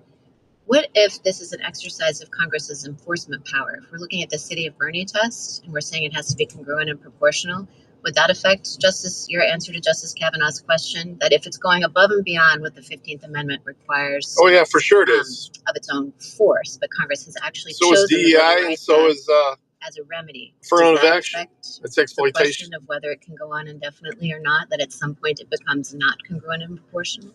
No, I don't think it does. First, Bernie should not apply to Section 2. Just assuming that my question is sure. Assuming that it does, as you know, in Bernie, this court held up the Voting Rights Act as the paradigmatic example of congruence and proportionality. The fact that the Voting Rights Act at times may require a race-based remedy does not change the fact that Congress, with its enlarged powers as defined by Ex parte Virginia and the line of cases forward, can address conduct that what the 15th Amendment addresses. It doesn't need to simply parrot the 15th Amendment. It can address conduct that is even considered constitutional in order to ensure that race discrimination in voting does not go undetected, uncorrected, or undeterred, in the words of the Senate report supporting so, Ms. the Nelson, 1982 I guess I wonder if it would be helpful. At least. Okay, that's more Ketanji. We don't need it anymore. It's not helpful for anything for our purposes, Ketanji. Thank you. We have another clip here of Ketanji getting into it with Louisiana. So this is the Louisiana Solicitor General who's saying, we don't want any more racially clarified districts in Louisiana. We had to do the last one because you guys made us, but it's racist. So how about we stop doing that? And Ketanji is being extra Ketanji. Don't worry, we're going to wrap it up with Clarence Thomas next. But here is Jackson just unloading on this because she has a strong affinity for her. I don't understand why your answer to Justice Kagan's question about is this a compelling state interest is no. The answer is obviously yes. Okay, so compelling state interest, we talked about that yesterday. When you're going to infringe on a constitutional right, in this case, let's say it's equal protection under the law. All right, Carrabba's Italian Grill, we're on the way. You don't get a special privilege because you happen to be black or Mexican or gay or white or whatever. It's all the same. And in her instance, the question is, well, this order's the delivery is in the suck. So, what is the reason for doing that? Is it compelling? Like, it better be pretty damn compelling because it's a constitutional. It is what it is. Big deal. So if you're going to infringe on that, what is your reason? Now, I just got an order though. Past discrimination is a very compelling reason, and it overrides everything. Because what sucks is when I go inside, though, it's going to cut this off. So I'm going to pause it when I go in, so we don't miss anything. You murder somebody, and that's less bad than being a racist. Just ask college kids about Charlie Kirk and him. He was a racist, so he deserved to die. Okay, they're nuts. That's literally like their moral hierarchy is so perverted that they endorse murder if they think that you don't like black people or something like that. It's crazy, which he didn't at all. So anyways, here's the exchange, and she's just going to go on a tear here, but that's what she's talking about. It's very compelling to me that you have an interest in remedying the effects of racial discrimination that we identify using this tool. Whether you go to that, who identifies? Exactly. Far in your remedy is another issue, right? Your Honor, I think step zero in all of these cases, it was certainly step zero in the Robinson litigation, is the plaintiffs came in and said, we want another majority black district. I thought they came in and said, we are not receiving equal electoral opportunity because our votes are being diluted. Which is the same way of saying we deserve a second. No, it's not. Because that, again, just trust me on this. Trust me on this, bro. Trust me, bro. Second electoral or second district is a remedy that one could offer for a problem that we've identified. And the whole Robinson litigation was about identifying the problem. Is this really happening? In many, many Section 2 cases, the court says, you're wrong. You're fine. There is not an electoral opportunity being denied to you. Go away. In this case, the court said, I see. I'm looking at the factors. I appreciate what you're saying. You've proven that we have this problem. And so the next question is, how do we go about remedying it? And in their mind, you just carve up voting for certain groups to remedy and rectify whatever they make up to be past discrimination for whatever group that they want to rig the elections for. So Clarence Thomas came out to clean the palate, to cleanse the palate. Here is what he had to say when he was talking to Louisiana from the Supreme Court. What role did Robinson play in the development of SB 8? Justice Thomas, Robinson is the only reason SB 8 exists. We fought tooth and nail in the Robinson litigation itself in telling the courts that we did not think the Constitution permitted us to draw a second majority black district. As you know, under protest, we drew SB 8 because the threat was that the federal courts were going to do it if we didn't. And I think that's the best way to conceive of why SB 8 exists. We would never pass SB 8 in the first instance without Robinson, Justice Thomas. What were the findings in Robinson? The finding by the Middle District in Robinson was that plaintiffs in this case were likely to show a violation of Section 2. And the likely violation, and I'm using very broad terminology because I do not know what the underlying violation is. I can't articulate that for you, Justice Thomas, because I don't think anybody can. But I think the finding in the district court's mind in that case was that the likelihood of a Section 2 violation meant that a majority Black district was required, a second one. And I think that was the bottom line. And when our legislature saw that, we understood the marching order, and that's why you see SB 8 as it exists today. Just briefly, what were the findings that led to that conclusion? Well, Your Honor, running through the preconditions and the totality of the circumstances. I mean, I think the totality of the circumstances did most of the work for the Middle District in Robinson. We'll pause it. Senate we'll resume when we reconnect. The official history of past discrimination, Justice Thomas, we can never outrun the bad era of poll taxes, of grandfather clauses, of literacy tests. I think we're always going to lose across the board on that kind of analysis. And that's what the Middle District in Robinson focused on, is how bad was Louisiana in the 1930s, 40s, 50s, 60s. And, add all that together, and at the end, you have a vote dilution finding that I don't think is clearly articulable in the way that SFFA requires a finding of discrimination. I'll let you listen to Mark Levin while I'm gone. As much as I'm not really into him right now. Sources. Come on. There we go. The first moment the Israeli planes disappeared from the sky, Hamas began punishing the families. One Gazan activist in the war-torn land told the New York Post. They accused people of collaborating with Israel, but that's not true. They just opposed Hamas during the war. Hamas executed civilians in front of people's eyes, said the activist, who asked not to be named for obvious reasons. No names, no confessions, nothing. Just grabbed them, and they beat them, ladies and gentlemen, and they executed them. Activist Amin Abed, who fled Gaza after Hamas tortured and nearly beat him to death over his opposition to the October 7th terror attack on Israel, said the terror group was using the executions as a show of force, has no intentions of relinquishing power or giving up its weapons. He said Hamas is much stronger than any family or civilian group. It can crush anyone who stands against them. What we're seeing now is Hamas waging a war against its own people. They've been waging this war through starvation, too. The Israelis have been made out as the aggressors, as the genocidal maniacs, when the Israelis actually have been the saviors. If they had been free to destroy this terrorist group, which they had surrounded in the city of Gaza, this outcome would be much different. And I want to add something else. This shows you how incredible these IDF soldiers are fighting these barbarians. Nobody else can beat them. Nobody else in the Middle East is capable of defeating them except the Israeli army, the Israeli Defense Forces. Nobody else. With the genius of the prime minister and his tactics. Them and Hezbollah and Iran, this should underscore for any skeptics, I don't mean ideological, hateful opponents, skeptics, the brilliance and the capability and the courage of this prime minister, Netanyahu. We see, says the activist, we see Hamas restoring its full strength. They're everywhere again. This is actually in a very rich district within Toledo. Interesting. So we'll see what the tip is when we're done, but it's a nice area. If Hamas reigns in power, Abed warned, the cycle of violence between Israel and Hamas will emerge again sometime soon. We're afraid that the bloody war will be back and Hamas will wage another October 7th attack.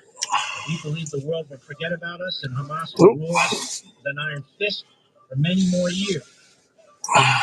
The source in Gaza predicted Hamas would next try to convince Trump and his allies that only that group can maintain security and stability in Gaza is a strategy. All right, let's go back to Robert. Great argument. Yeah. So again, it's the original sin of America. Can never escape it. It's always going to happen in perpetuity. So we made these laws to say, well, we're going to go and remediate some of this past discrimination because it was wrong. And we've done that. But now we need to do it again and again and again. And Gavin Newsom needs to pass or create some reparations committee in California, which was never a slave state. Nobody there ever owned slaves. People who are living there were never slaves. And now we have a whole reparations system set up. So they, cater to certain demographics to fulfill their electoral obligations. Hey, Brandon. Getting elected. And of course, it's unconstitutional. Welcome in. Illegal. And now the Supreme Court is about to weigh in. Hopefully we get a nice big fat decision, 6-3 or better, saying unconstitutional, racially crafted districts are violative of the Constitution. There is not equal protection, and it needs to go. We'll see what the Supreme Court says on this one when the ruling comes down. Thank you for subscribing. That's turning lane going straight. You fucking idiots. All right, my friends. Well, it has been a beautiful stream. If you're just joining us, quick recap on what we talked about. First of all, well, we're going to go back to Mark anyway. Nancy Pelosi is having a meltdown on the Hill. Dude, that was hilarious. Congress that she can barely. Shut up. From Nancy, screaming that. What happened? What happened? Yeah, he's just reviewing it anyway. We'll go back to Mark Levin now. That was hilarious.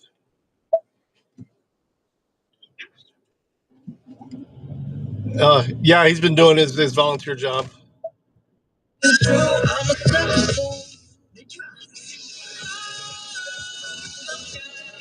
The bars and the riffs that defined a decade.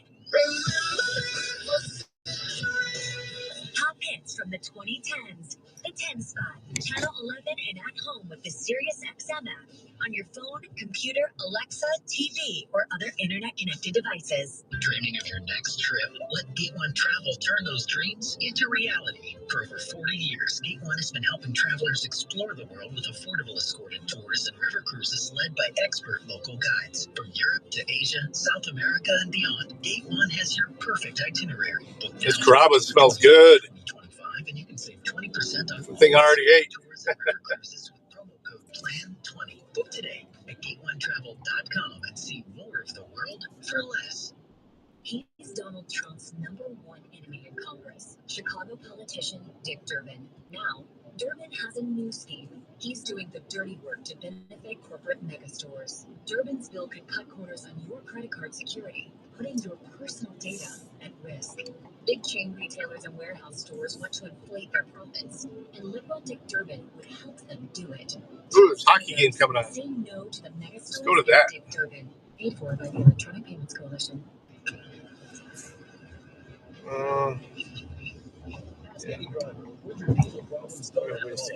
That's why House Products offers total performance and protection. Diesel Defender cleans and prepares your system so you start off the season strong. Before cold hits, dose up with Diesel Treat to keep fuel flowing all winter long by preventing gelling in even the harshest temps. And if you ever do get stuck, Diesel Lifeline is your rescue. Re-liquefying gel fuel fast. With House, you don't just face winter, you beat it.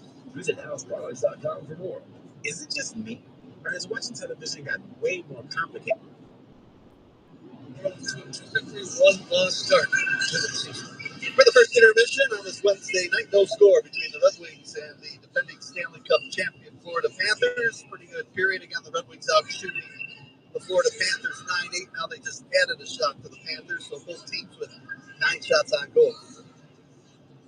No score in the hockey game, and we're going to take a break right now. Oh, right, just in time for intermission.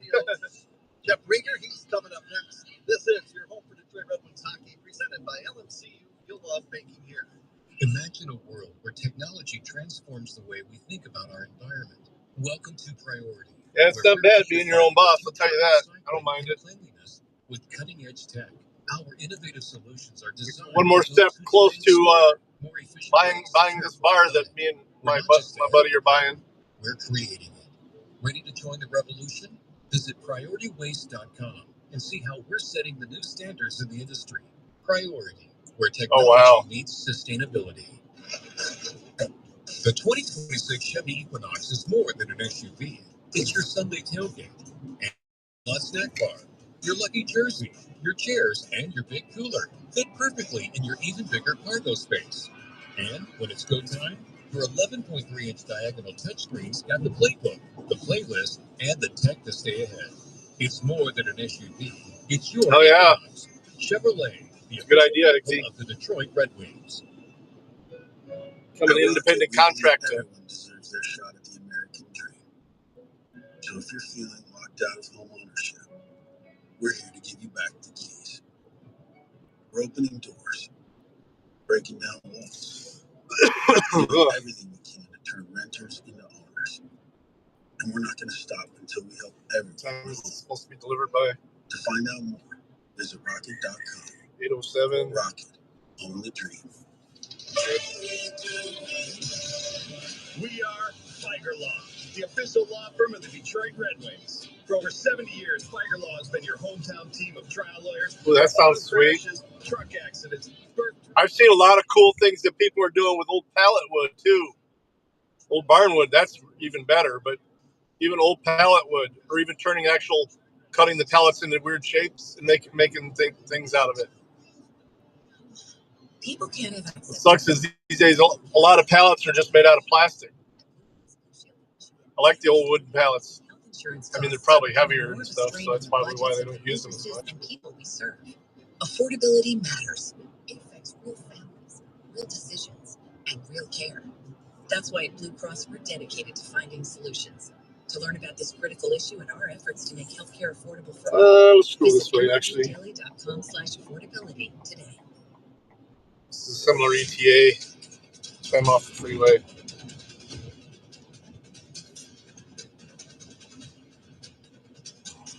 Welcome on back. 1-800-CALLS AM studio. Scoreless Panthers and Wings after one period. Go ahead, check the scoring summary. No scoring in that first period. In fact, everything pretty darn even. Both teams had 9 shots on net. Panthers had more hits, 9-5. Both teams won 9 faceoffs, so 50% faceoff success. And both teams are waiting for their first power play of the evening. Panthers are 3-1. Detroit is 2-1. Panthers undefeated at home, but haven't won on the road yet. Detroit have won their last 2 games against the Maple Leafs. What happens in the second period, we'll find out. But first, we'll hear from Will Birchfield from 97.1 The Ticket, the Wings flagship. We'll talk to him next during the intermission. You're listening to Detroit Red Wings Time. Red Wings fans, get in the game at Dunham Sports to find great savings in every aisle. Well, that's the best way to recycle. Because, standard recycling requires, melting it down, blah, blah, blah. It still takes quite a bit of energy to do actual recycling. So those are actually different words. Repurposing means, you know what the difference are. At any of the 70 Michigan Dunham Sports locations. Face off inside. Yeah, it kind of sucked. See it all from the star-studded formations. And I'm still embarrassed by what Branch did, but after seeing what the hit he took to the back in the middle, in the game,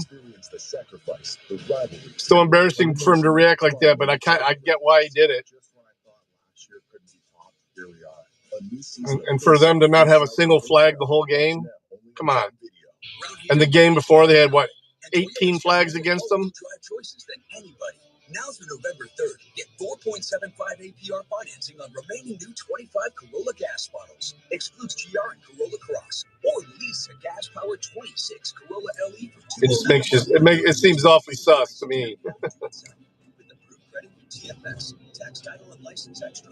Call 1-888-30. One of the Lions took a swing at one of the receivers for sponsor of the Detroit Red Wings. Visit Bella.com to Kansas City after the end of the game. Mahomes tried shaking his hand, and the guy was like, "Nah, man, you guys." Well, I hope it was worth it because it's an early game. I mean, it got you guys back to 500. Meyer brings more good. You're 3-3 now. We're 4-2. 97ontheticket.com. He writes for 97ontheticket.com. He's also on the air at 97ontheticket. I don't think anyone pays the refs for that. I just think that it's a league-wide thing that, Mahomes is a prima donna.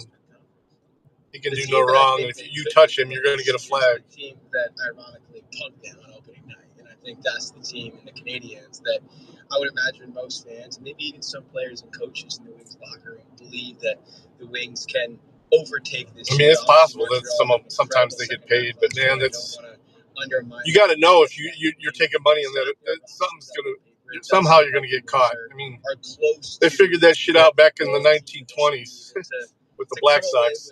They'll figure out if it's going on here too, and believe me. My mind is for Lucas Raymond to take a step. Oh yeah, for sure. From great to elite, from borderline star to hopefully super. And that almost every good team gets that kind of scrutiny. So it's a 90-point season is close to 40 goals. If they can get that kind of superstar production out of Lucas Raymond, I do think this team can take that next step. That's asking a lot. I think one of the hardest steps in the NHL is to go from I'm a first line player to I'm a driver of the bus. I'm the best player on my team. And Raymond's close, but I think he needs to get there to elevate the Wings. I'm totally putting you on the spot, but listening to you describe what you would need from a Lucas Raymond, who's the comp? Who's the player you're thinking of when you're describing what Lucas Raymond would have to do? I think if you go back and look at Mitch Marner's career arc in Toronto, it can be a useful comparison. I think over his first couple seasons, he was a solid offensive performer, but by year 3 or 4, he was in that 90-point range, which is where he's lived. I think a lot of it is. He's been a superstar in this league for 4 or 5 years now, and obviously the contract that he signed it's just proving with it. Vegas is clear proof of that. So, but all it takes for one person to get disgruntled with somebody else, process. I think to me that's something hard to keep under wraps for a very long time. Raymond can mirror some of the production that Marner began to put up in years 3, 4, and onward. If you had a crystal ball, would this be the year that they get back?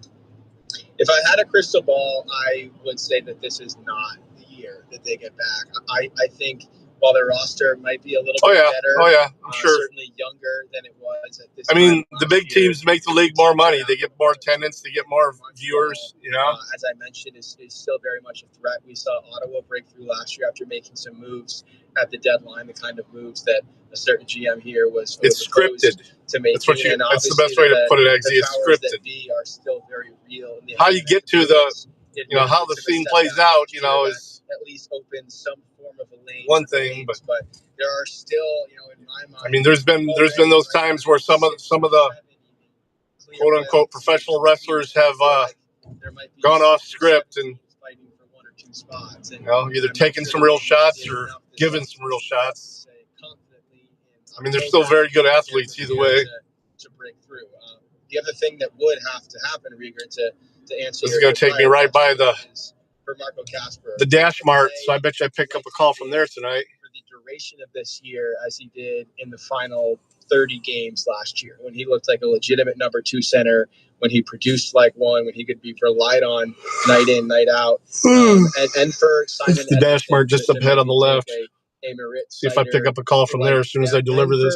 For Cam Talbot and midget wrestling to produce like a very stable goalie tandem. And as I've actually seen that before live. Things that need to happen, you understand why it's. One thing that's cool about Dash Mart is that it's everything's pulled for you.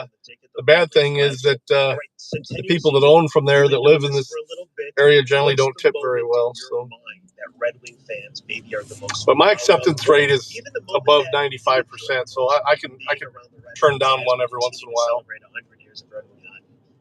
Well, I got that's here it right there on the left. 2016-17 season, which was the first year that their 25-year playoff streak came to an end. So that's your fault. I don't want to speak on behalf of Red Wings fans because I don't represent the masses at all. I have never seen this team in my time here make the playoffs, and all I knew about them before that was perennial contention, was Stanley Cups, was Hall of Fame players, was numbers. I value me. Growing up as a huge hockey fan. That's what that plate says. I value me. A huge Rangers fan.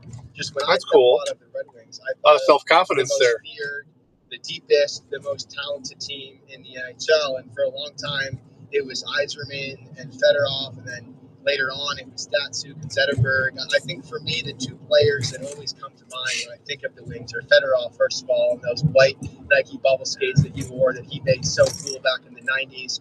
And then Datsuk kind of taking the torch from Fedorov as the next impossible to play against, divinely talented Russian who became one of the faces of that 25-year playoff streak. And the hands for Pavel Datsyuk are inimitable, are maybe unlike any set of hands I've ever seen in the NHL. And the number of it's so dark out. left hanging in rafters around the NHL is maybe not the moment, but the snapshot that stands out to me about the Wings as we once knew them.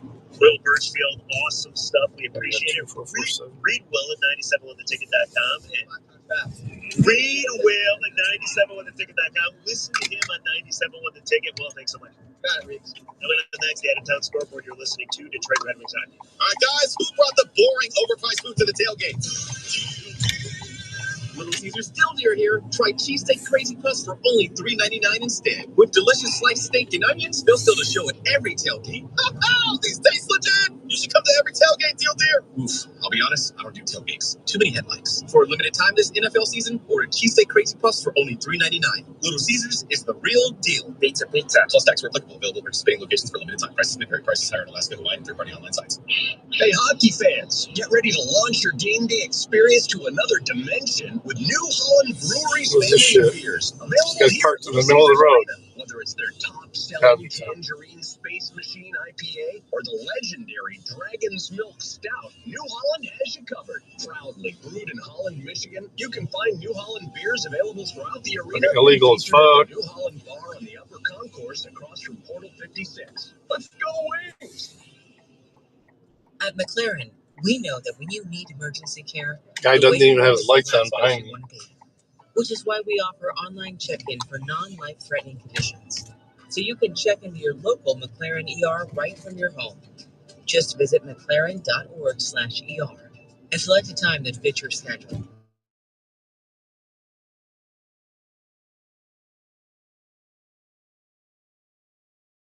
.org/ER.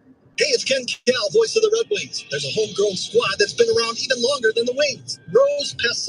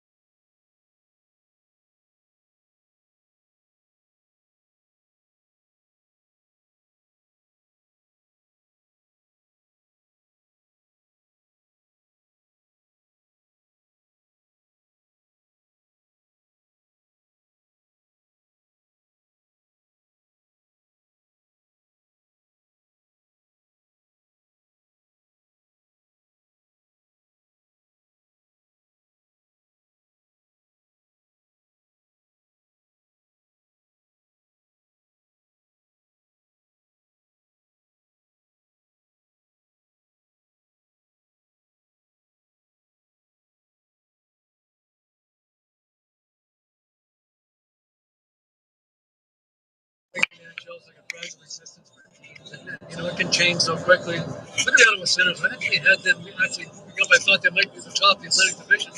Now Brady Tkachuk's out with that wrist injury. He's gone 4 to 6 weeks, and the wheels will come off the Ottawa Senators. The same thing the Buffalo Sabres. Look good on paper. Now Josh Norris, number 1 center X-Men, he's not available. All of a sudden now they can't win hockey games, but it can change so quickly in today's NHL. From the draw, the Red Wings fight for possession, and Copper will lift that one down the ice and get the back icing calls against the Detroit Red Wings. And we're 58 seconds into the second period, still a scoreless tie. Yeah, we're back. Probably lost everybody else. 6 minutes and 14 seconds in that opening period. Chat even disappeared, so I don't know. That's weird. That's like right in the middle of the university area. It would disconnect there. The face-off, Ekblad with a shot line to the Red Wing goal. Sandy Pellica bounced it up the left wing boards, and out to center ice racing after his cop. Following up, Rancic, the guard takes a hit, turning back, Sam Skevich to flip it into the right corner. The Red Wing out. Oh shit! They're getting a new order. 850 ish. All right, we'll take it. Low to the ice, scooped up with glove hand. Cam Talbot, he will hang on. 9.25 save percentage for Cam Talbot. Was ever good to save? Get his team in trouble. Culver's. Kenny Malkin. Or Sonic. Okay, never mind. 6 assists. Nice trade again. Bob Wolby's We'll do it. Definitely taking us into the suck, though. He's got no time left on his contract. Lincius fired that puck around the boards. Finney after the loose puck along the right wing. Now Lindell turns and fires. That deflected right to the stick of the Red Wing player. And out of the line skates Sherratt. He'll dump it around the boards. You take a second look and see Ben Sherratt went up the ice and led his team nice to have the opening converted. Had a good chance down that right side, but just make it happen. Red side in a strong pair through the first one. Kind of Finney, kind of a pass. Fucking Amazon parked in the middle of the road. Pretty good image of Finney's got 2 assists so far this season. He's getting him at top line. The puck is into the corner. Dylan Larkin in the slot. Here's a shot. Hurry, score! All right. Appleton again with a big goal. And the Red Wings have taken a 1-0 lead. Oh, yeah. Go Wings. Got a garlic butter bacon cheeseburger combo. And chocolate chip cookie dough ice cream blast. And some groovy fries. All right. Sounds good. The same thing against the Maple Leafs. On his way down, he let it go. He beat Bobrovsky in the short side. His second goal of the season. It's a 1-0 lead for the Red Wings. 2 minutes, 9 seconds into the second period, and Mason Appleton gets the goal to get the Red Wings to lead 1-0 in that goal by Mason. It's a DTE Energy, like the lamp goal. It wasn't much of an affair again when he got signed during the offseason. Mason Appleton played with the Winnipeg Jets. The same thing for James Van Riemsdyk. Those two guys have been a big difference on the Red Wings sport club. No. Florida Panthers had some pressure in the Red Wings. I think they have a bye week after this next game. Half of the second period, so the Wings draw first blood, have a 1-0 lead. Docker almost ran into the break-in. Trying to remember who we play next. We should say on the. Yeah, week 8 is when they have their bye week, I think. All right, here comes Sandy Pellica off the center, rolls it over the line to Kane. Return Pete. Did you make any changes yet? I know you have a few injuries, and you got to replace your kicker at least for sure. Right zone, Sandy Pellica quickly over the line. Here's Rasmussen with a chance, and he whistled one wide of the goal. Rasmussen in behind the net. All over him is Jeff Petrie. Rasmussen fights away from him. Stick handles along the boards. Now yeah, I'm going to be hurting when the Lions are on their bye week because I've got like 3 or 4 of them on my team. So, but only because they're good players. Although my defense didn't do good last week. Laid it back to Sandy. Pellica swings it over. Red Wings stepping it up a little bit. Pass for Soderblom. Yeah, Washington plates, man. He's far from home. Washington State. Simon Edmondson controls in the left corner. Moves in behind. Better to do it earlier than later. First game of the week is tomorrow. Pass across Rasmussen shoots the puck wide of the goal. The rebound, Sandy Pellica left wing boards. No, what's good about kickers is that you're always going to be able to get one barely in it. You're a fool if you keep two kickers on your roster. Literally pick one up and drop another one. You never want to have more than one kicker in, unless he's actually on IR and you can get to use one of your IR slots. Oh, dude. 1-0. Panthers almost turned it over, and Kopp couldn't control it. Greer out the center, crosses the red line, and hammers it off the glass and trickles into the left circle in the Red Wing end. Now here's Marchand circling in behind the net. Tried to lay it out in front. Bennett took a whack at it, make that Ekblad and moved in from the blue line. Never got through to Talbot. And the Red Wings answer back out the center. Brandsek Nygaard to shoot it off the rail and into the right corner. Brandsek Nygaard picks it up again, cuts out in front. Stepped into with a check of Sam Bennett. Now the center ice. Marchand will dump a backhand softly into the far corner. That's handicap. I'm not going to use the handicap spot. Florida Panthers got off the fastest. It says to use a stall. Order stall. Philadelphia against the Flyers and new head coach Rick Kachuk. But the competition really has not been that strong for the Florida Panthers. A bit more of a test here tonight against the Red Wings. It's going to be a challenge all season long, though, without Matthew Kachuk and Alexander Barkov. Second goal of the year for Appleton. Larkin with the lone assist at 2:09 of the second period. Red Wings lead 1-0. The Red Wings look pretty good there.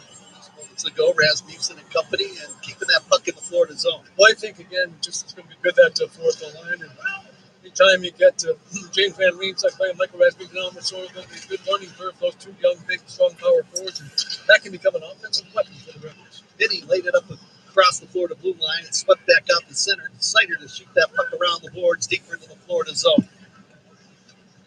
Lundell swings in behind his own goal. You have a DoorDash for Isabella? Thank you. Racing call against the Florida Panthers.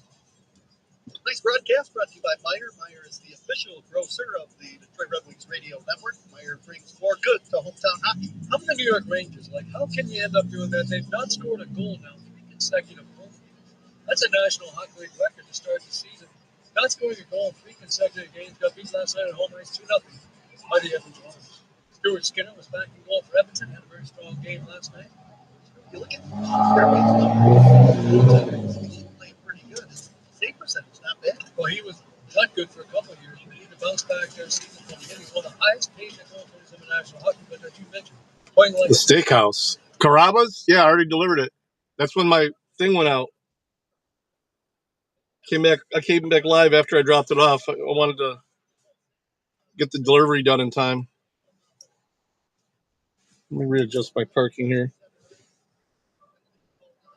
Yeah, it's a snug spot. This is not a big vehicle that I have either.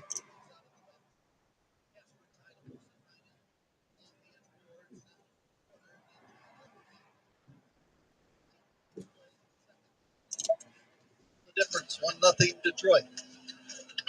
Puck is in behind the Red Wing goal. Now into the corner. Marco Kasper up backhands it up the wall. Not out, held in. Forsling in the slap. Hagee with a shot. Short side wide of the goal. Rebound. Swept in behind the Red Wing. Thanks, Panthers a bit dangerous right there. Kasper dished it out to center. Puck knocked away from Kane.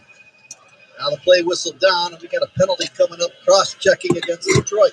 Marco Kasper, I think, he got tangled up with Evan Rodriguez. Not what you want to do when you got a 1-0 lead early in the second period of play. Now the Florida Panthers a chance in the power play to tie things up.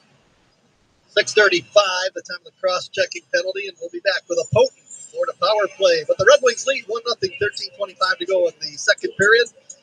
This is your home for Detroit Red Wings hockey, presented by LMC. You ever tried one of those Krispy Kreme hamburgers? I've actually never been inside the actual full-size store of a Krispy Kreme. There's one right there in front of us. We're opening doors, breaking down walls, and doing everything we can to turn renters into owners. And we're not going to stop until we help everyone home. Ocean water? To find out more, visit rocket.com. Is it good? I don't think I've ever had it. I'm Lions head coach Dan Campbell. I see it. The blue. It's blue? Respect. How do you get the respect and money you deserve? Call Sam. Hmm. You need lawyers that give respect. And your lawyer needs to respect you, your case. I'll have to try it sometime. That's why you need to call Sam. Get the experience, the resources, and the results that everyone respects. Get the bursting advantage. Get respect. Call Sam today. So I got People can't have access burger to combo medical with a care small without affordable shake. health insurance. At Blue Cross Blue Shield of Michigan, we understand increasing health insurance costs are becoming more of a strain on the budgets of the businesses. Well, there's a and bunch of people we drinks. They serve. better give me a Affordability drink carrier. matters. It affects real families, real decisions, and real care. That's why at Blue Cross we're dedicated Sounds like to it. Is finding it salty? solutions. To learn about this critical issue Does and it have like a salty taste to it? affordable for all, I mean, why do they call it ocean water? daily.com/affordability today.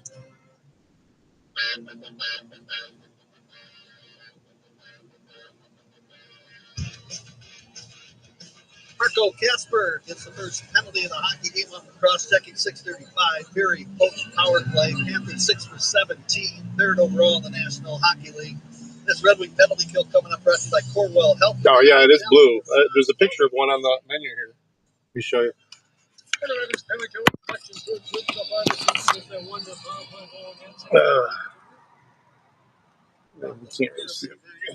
I can't zoom with this Rumble Studio, but it's the blue one in the middle.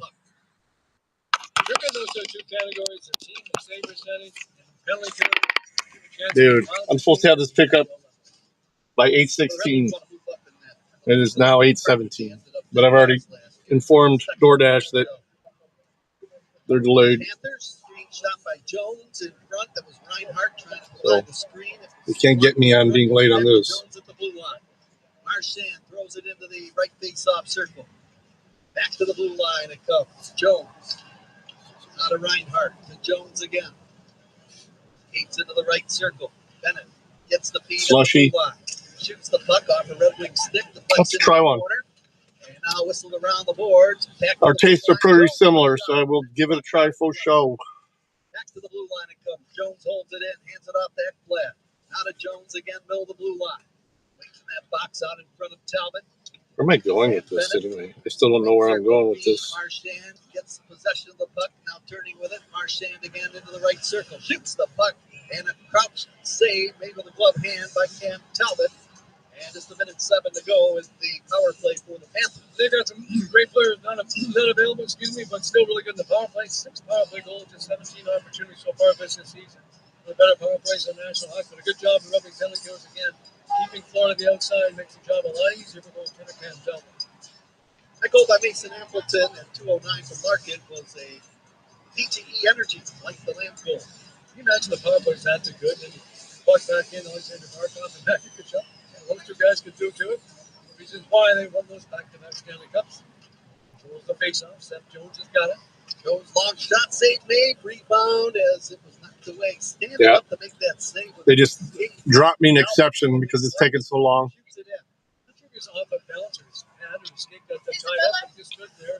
Yes. Thank you so much. Am I going to see you take a picture real quick? Yeah, for sure. Pulls that puck into the corner. Number 5 items, blah, blah, Peter, Sonic Blast, and the Groove tries, right? All right. Spinning with the puck, got it back Trust to you on Jones. that. Hands it on right circle to Ekblad, back to Jones, now to Marchand in the slot. His shot off the Red Wing stick. Marchand picking up the puck, and now a penalty coming up. Tripping is the call to the Florida Panthers. All right, even it out on penalties. All right, so I need to go left out of here, which is hard to do, but we're going to do it anyway. 20 seconds left for Marco Casper's minor penalty. 4-on-4 after the Wings will have their first power play. That Red Wing power play coming up in 21 seconds. These fucking stalls are tiny. And my truck's not that big. I can't imagine trying to park in there with a full-size truck.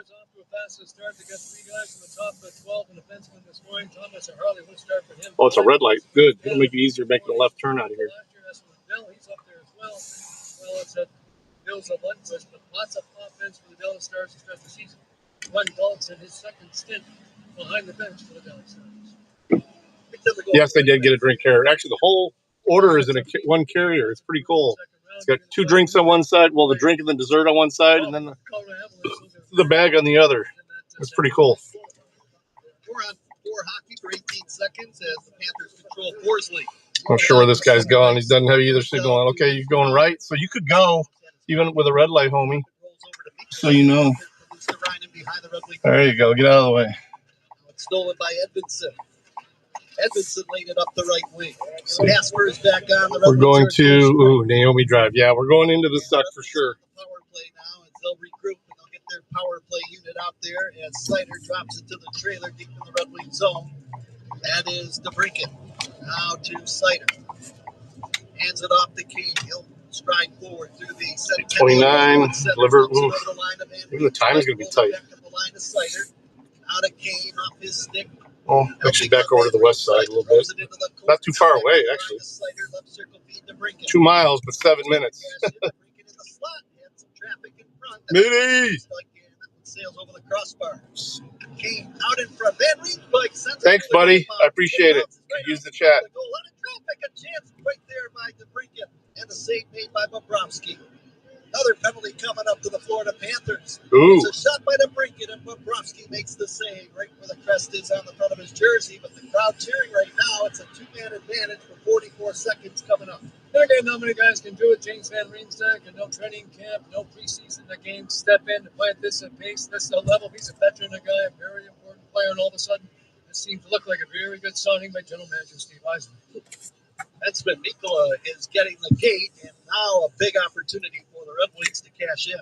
That's a smart play of Alex DeBrincat, too. Did not waste any time. He shot that puck towards the goal.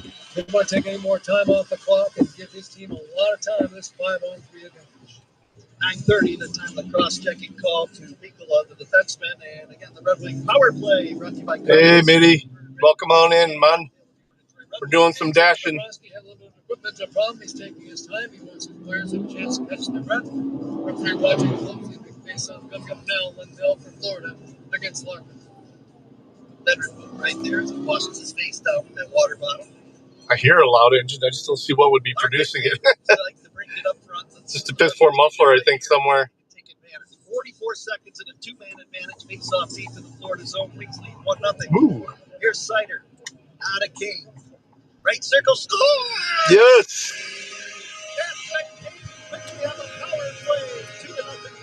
And we still got a power play now.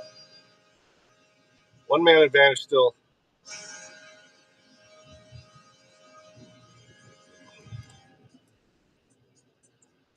Another very intelligent play by Patrick Kane. And again, that was close to face-off interference on the Red Wings on the draw. No call by either referee. Thankful. Got over to Patrick Kane. Usually, it's all fucked up. He makes a pass from that oh, from having the hood open and shit. Looking, just turned and fired. I know what you meant. You can say fucked up on Rumble. You can say whatever you want on Rumble. You have carte blanche on my channel, brother. The Red Wings score on that penalty that was just about ready to expire from Ekblad, so the Red Wings remain on the power play. But the Red Wings did some violence in those fourth-line players, former fourth-line players, Mason Appleton, James Van Riemsdyk, all of a sudden looking like very significant signings during the offseason. They're breaking to Larkin and over the blue line. It's like they cash in again. That power play now. 4 power play goals this season for Detroit. Red Wings have scored a power play goal in each one of their hockey games so far. Ekblad pinned him along the boards. Larkin trying to dig it loose and behind the Florida net. Van Riemsdyk muscled it free. Kane turns out in front. Over on the right corner to DeBrincat. Laid it quickly to Sider at the blue line. Out of Kane, right circle. Back to Sider. Hanging onto the puck. Feet past Kane, top of the right circle. Moves it over to DeBrincat. Almost a puck a little bit. Now hands it back to the trailer. Naomi Drive. Down low it comes to Van Riemsdyk. Right circle feed. Larkin over. Here's a one-time shot taken by DeBrincat and a pad save from Bobrovsky. And the Panthers will find the opening and drill it down the ice. Good scoring chance for the Wings. Can't move the puck any better than the power play. All 5 guys involved. Had a great scoring chance. That close to taking up 3-0. Here comes Casper down the middle over the Florida line. Punched it over. Top to Casper. Circles in behind the goal into the corner. Lays it back to Comfort. Red Wings with a man for a half a minute. 2-0 Detroit. We're in the second. Down low. That's cool. Might as well take advantage of it. And caught with a chance, and Bobrovsky slid over to make the save. And the Panthers again control the rebound and dump it down the ice. And the second unit rating, Mason on the bench gets out there, had a great scoring chance. And Andrew Koppis gets a little bit higher up. I think he finds that top of the corner. As you mentioned, Bobrovsky had a piece of it. Dangerous chance there. Back up across the line. Kopp will dump that puck in behind the Florida. Oh, that's cool. Will scoop it into the corner. And now firing at Rodriguez. All the Can't beat that. the side of Talbot. Penalty is over. Rico is back. 49:07. And the Red Wings and the Panthers are at full strength. Well, didn't they punch a hole in one of your compressors or something? Power play goal by Kane, and it's a 2-0 Detroit lead. Here's Rasmussen with a power move, and he tried to go upstairs with it, and Bobrovsky made the save. Power move from the right side to the front of the net by Michael Rasmussen. That's what you like to see from him, using that size advantage to get to the front of the net. That is definitely good here. Different outlook for the fourth line with James Van Riemsdyk now involved. He's right back out there. He's played a lot in the second period. Rasmussen's got to get back to Sherrod. Right middle of the blue line, feed to Sider, worked it down and behind the goal, and chasing it down, Rasmussen in the corner. Watched by Rodriguez. And Riemsdyk, veteran player, fights out of traffic. From the left point, turns, fires through traffic. That one hit a man right out in front of the Soderblom. And now scooped up by Samoskevich out the center ice, right on the stick of Sider, and he'll drop it deeper into the Red Wing zone as the Wings regroup. Another dominant ship of the Red Wings up fourth the line.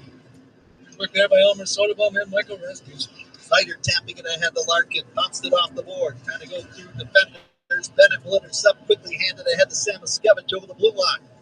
He's knocked to the ice, gets up quickly. Samoskevich turns and fires way wide at the target. Be careful now defensively. You want to be either clutching and grabbing her. He's reaping the minor penalty now. Appleton thought about passing. Instead, he charges over the line, drops it back to Larkin, who scooted into the corner. Smart to play there by Mason Appleton. Not risking turning that puck over at the Florida Panther blue line. Appleton, long shot from the right point. Make that Bernard Docker sticked away by the goaltender Bobrovsky. Bernard Docker holds it in, slides it over. Johansson shoots it off the end boards, and Bobrovsky taking no chances, just freezes that puck along the far goalpost. Can't see the addresses because of all the Halloween decorations. Right back out there after extensive time on the power play. He's had a very strong game here tonight. Larkin, he's picked up 2 assists. Yeah, this is it. Well, the Red Wings did the damage here in the second period. Get an even-strength goal by Appleton, a power play goal by Patrick Kane, and we've got a timeout. 6:39 to go, second period. It's the Red Wings 2 and the Panthers nothing. This is the Detroit Red Wings Radio Network, presented by LMCU. You'll love banking here. All right. Dearborn Be right back. products are a taste of tradition, supporting the Wings, because nobody represents tradition better in sports. Hockey season and the holidays are the best for the Torch Glaze Spiral Ham, available all over Metro Detroit and at our Dearborn and Roseville factory outlets. While there, pick up some of our famous kielbasa, smoked, fresh, and holiday. Visit DearbornBrand.com for locations near you. Find ham, sausage, hot dogs, and snacks. Heading north this fall, don't forget about our extensive line of snack sticks and jerky. Start the hunt off on Target at DearbornBrand.com. In every home, someone is always too cold or too warm. What's the temperature in here? We'll just... And then there's someone who's trying to save money. Step away from the thermostat. Well, DTE wants to help with both. Seal air leaks, add insulation, and change filters regularly to save up to $200 a year. And stay comfortable, too. Ah, warm and cozy. Get more tips at DTEEnergy.com/saveenergy. DTE. Hate's a strong word, but if you bought your home or refinanced in the last few years, you probably don't love your monthly mortgage payments. Well, rates have finally dropped and refis are back. So don't wait another day to connect with your local home loan expert at MortgageMatchup.com. They'll work with you on a personalized refi plan that can help you save money now and for years to come. Don't hate your rate. Refi now. Go to MortgageMatchup.com. Powered by United Wholesale Mortgage, LLC. Equal housing lender. NMLS number 3038. Licensed in all 50 states and the District of Columbia.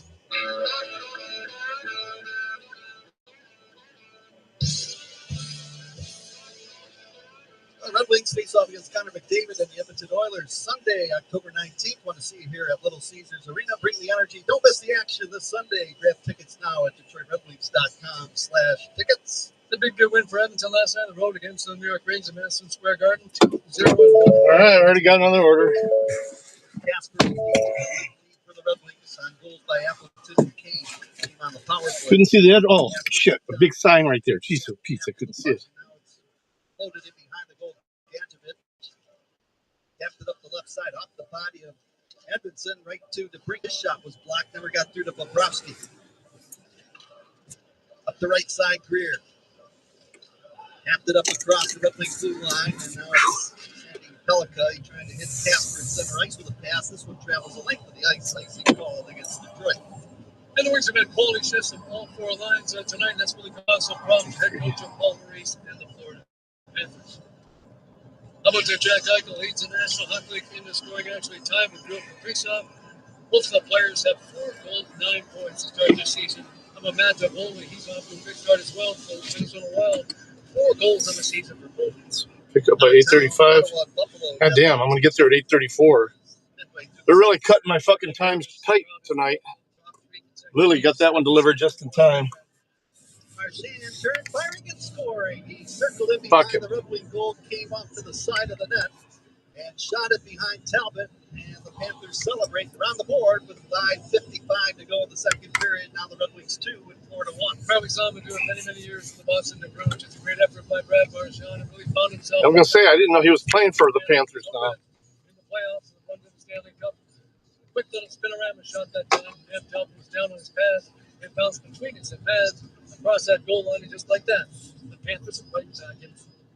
He would score a lot of goals with the Boston Bruins that way, where he'll circle the net and come out to like the inside rim of the right circle, or maybe even towards face-off dot, and then get a shot away and score. He was something in that Boston uniform for so many years and playing that top line. Teresa Bergeron, David Pastrnak, the only player still left from that trio with the Boston Bruins off 2. And a surprise stuff. Callahan still have a. Oh, Mitty needs a subscription. Trying to redirect now. A shot. Talbot the save as Sam Reinhart tried to score. Great job. Oh, Chili's is right here. Damn. Actually moved the puck around Andrew Kopp and got that shot. If you're still in the chat when I get back out of Chili's, I'll send you a membership. Reinhart to Ekblad at the right point, quickly to Forsling, left face-off circle. Rodriguez with a wrister wide of the goal, and that one ends up off the glass and the protected netting. So we've got a timeout. The Panthers get the goal from Marchand. It's now a 1-goal hockey game with 5:14 to go in the second period. Red Wings 2, Florida 1. This is your home for Detroit Red Wings hockey, presented by LMCU. You'll love banking here. I'm Dan Campbell, head coach of the Detroit Lions. Grit, honesty, hustle. These things are important to me, and that's why I partnered with the Bernsteins. They work quickly to make things right after an accident. They do it with compassion and integrity, and they do it for Michigan families like yours. That's why calling Sam is the best call you can make if you're injured in an accident. The Bernsteins, great family. No, I like it because that way, if I do a premium stream, you could watch it. I don't. I pay 2 cents for them, man. I get all but 2 pennies back at the end of the month. Every wall side window plus 81 months, no interest, or an extra 18% off for cash. Get your new windows fast before the weather turns. For now, anyway. Right now, Rumble only takes 2 pennies out of 1 month membership. 18% off for cash. Call 1-800-521. And I buy it with a sock account, so it doesn't look like I'm buying them for myself. After beating colon cancer, I'm turning setbacks into comebacks. What does it say? Spark, please use the to go. I'm pain-free and at full strength after spine surgery. I am Henry. A life-saving delivery ensured my shift to go. Could continue. Perfect. I am Henry. All right. When you need care to get you back on your game, trust the only I'll be right back. person as the official team physician for the Detroit Red Wings, Henry Ford Health. Or Henry.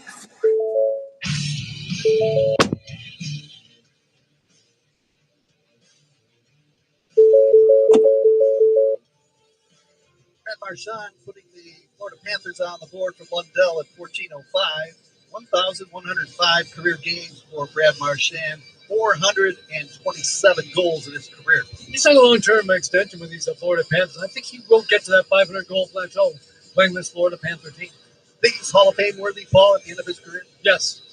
Won the Stanley Cup now with 2 different teams. Yes, definitely. And again, just the factor what he brings, the leadership he's brought to the Boston Bruins, and now with these Florida Panthers, definitely in my mind should be.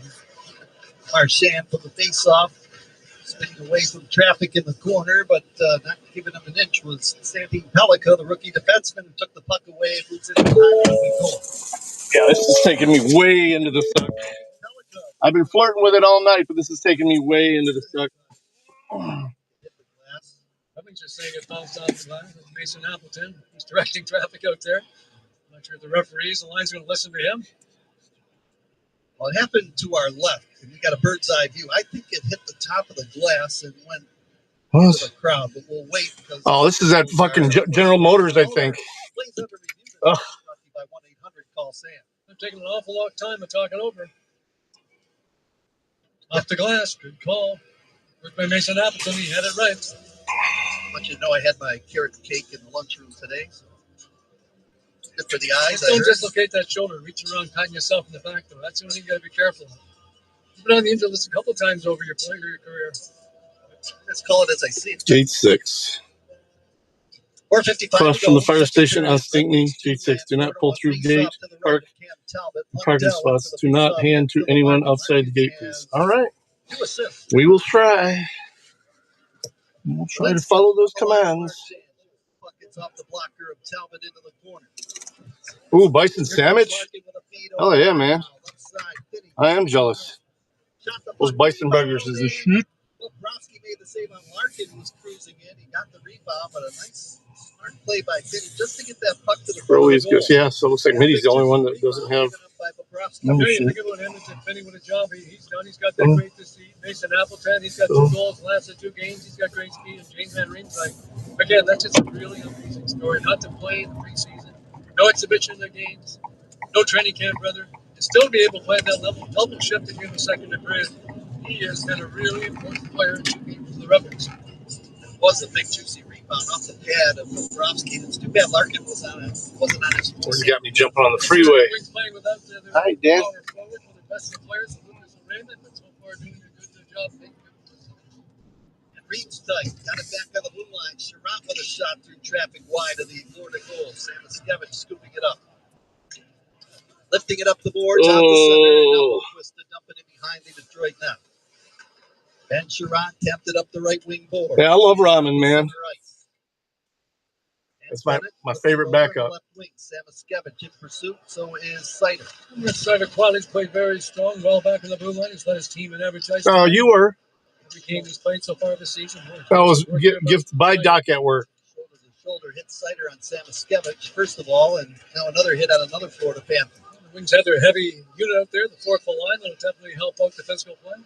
Soderblom with the reach moves it out to center ice. Scooping it up is Van Riemsdyk to get it ahead to Rasmussen. He chipped it out to the Florida blue line. They work for it along the boards. Soderblom finds the puck. Jams it in behind the Florida goal as the Red Wings change on the go. 3:35 to go in the second period. Wings had a 2-0 lead after goals by Appleton and Kane. Marchand putting the puck in the net for the Florida Panthers. A.J. Greer tied up. Bernard Ducker trying to work his way in along the right wing.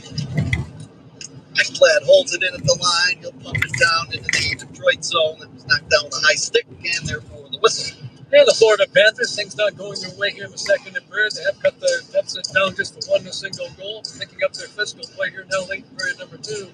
Trying to get things going from their side. The Wings have held them to 14 shots so far in the first 2 periods. Well, you mentioned the Washington Capitals in the first period, and they won 3 straight hockey games. 5 points, 3 goals, 2 assists. The average is about 19 minutes a game. You know, Ken, they were very, very quiet in the offseason. Really no major moves at all. Just coming back, pretty much that same group. But again, Spencer Carver did an outstanding job. He won the Coach of the Year award last season. It's a well-coached hockey team, off to a great start again this season. What a battle this one between them, the New Jersey Devils, and the Carolina Hurricanes. First place in that Metropolitan Division. That's freaking warm in here. Checked by Joe Henson as he rolls it into the far corner in the Red Wing zone. Comes back to the line. Forsling with a blast, and Cam Talbot got a piece of it and knocked that one out of play. 2:57 to go, second period. Red Wings on top of the Panthers 2-1. Then ever since that goal by Brad Marchand, the Florida Panthers have definitely come on and now carrying a play and putting a lot more pressure against that Red Wing defense. Well, the Toronto Maple Leafs won their hockey game yesterday in grand fashion against the Nashville Predators. And their top players were the top players. John Tavares had 3 points. William Mueller had the 3 points as well. Matthew Nyes had 2 assists. Austin Matthews, 2 goals. 1 into an empty net. 2-2 on the season for the Toronto Maple Leafs. Wings with a draw. Edmondson finds Appleton out at center ice. Banked away from him. Here's Marchand up across the line. Cuts inside. Moves it over. Right side shot taken line of the goal. Into that right circle is Lundell. Lundell handles it again. Moves it into the corner. Getting position is Edmondson on Marchand.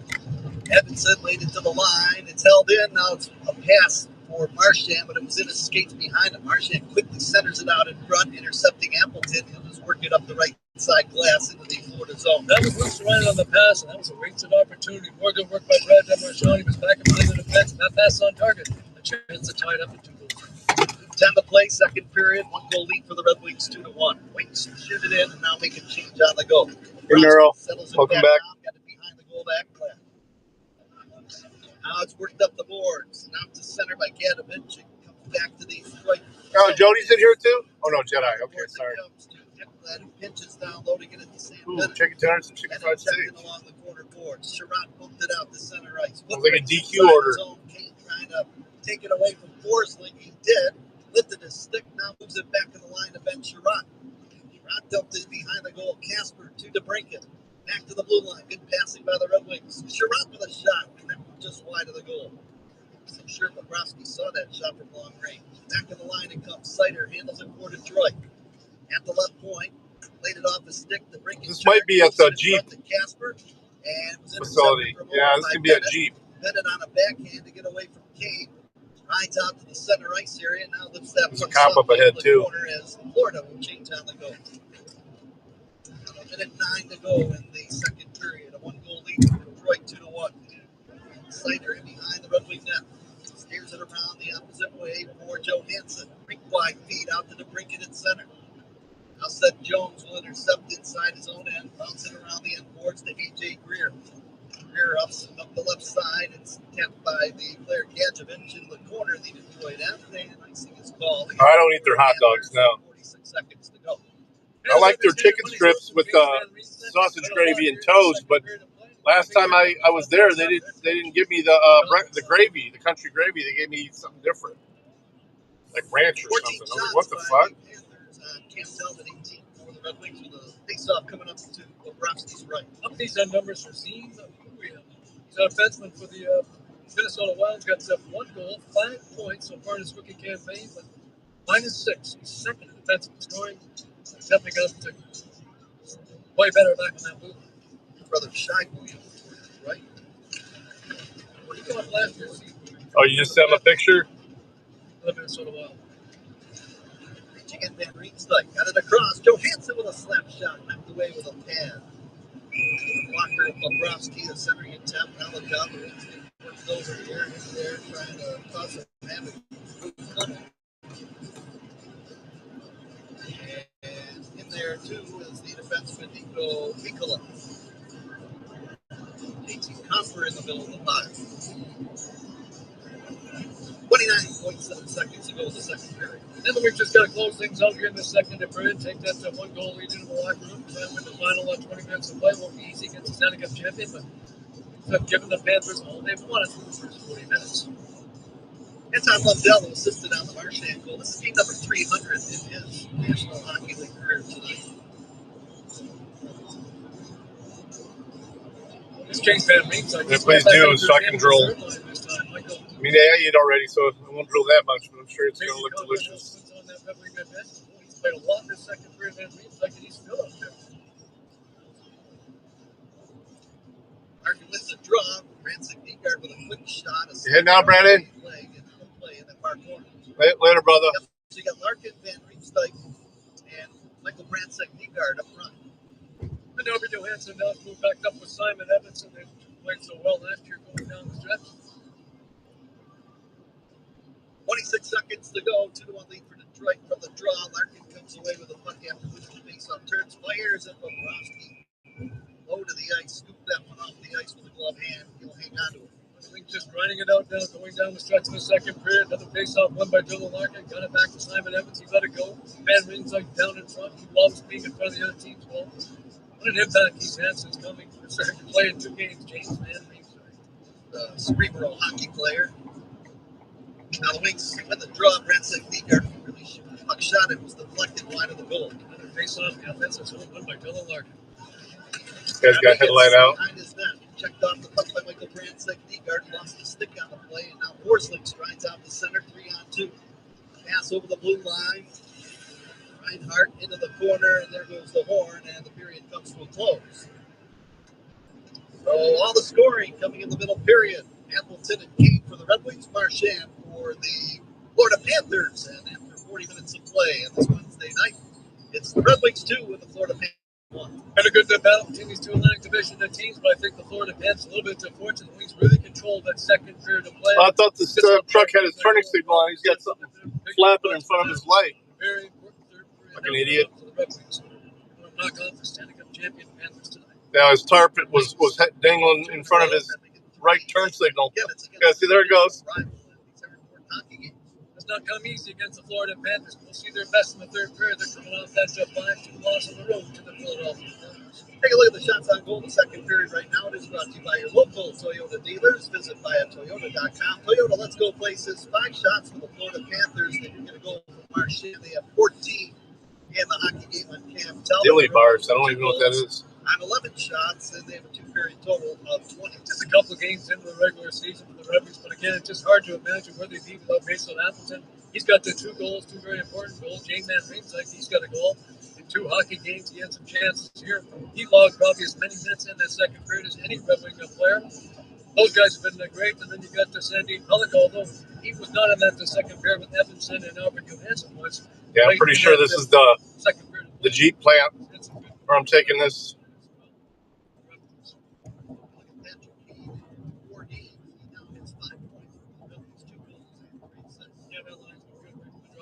They're good last year. They're going to keep that group together. But Marco Kasper, again, a very young second year playing in the NHL, playing like a grizzled veteran with Kane and DeBrincat.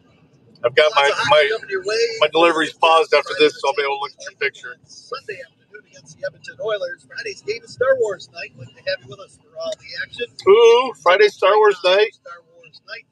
As the Red Wings take on the Tampa Bay Lightning on Friday. You can get your tickets at DetroitRedWings.com/tickets. John Cook from the Tampa Bay Lightning in a spot they're usually not in out of the playoffs in the Atlantic Division. They do have 1 victory, 2 losses, 1 overtime, a loss as well. So just 1 victory in regulation the first 4 games.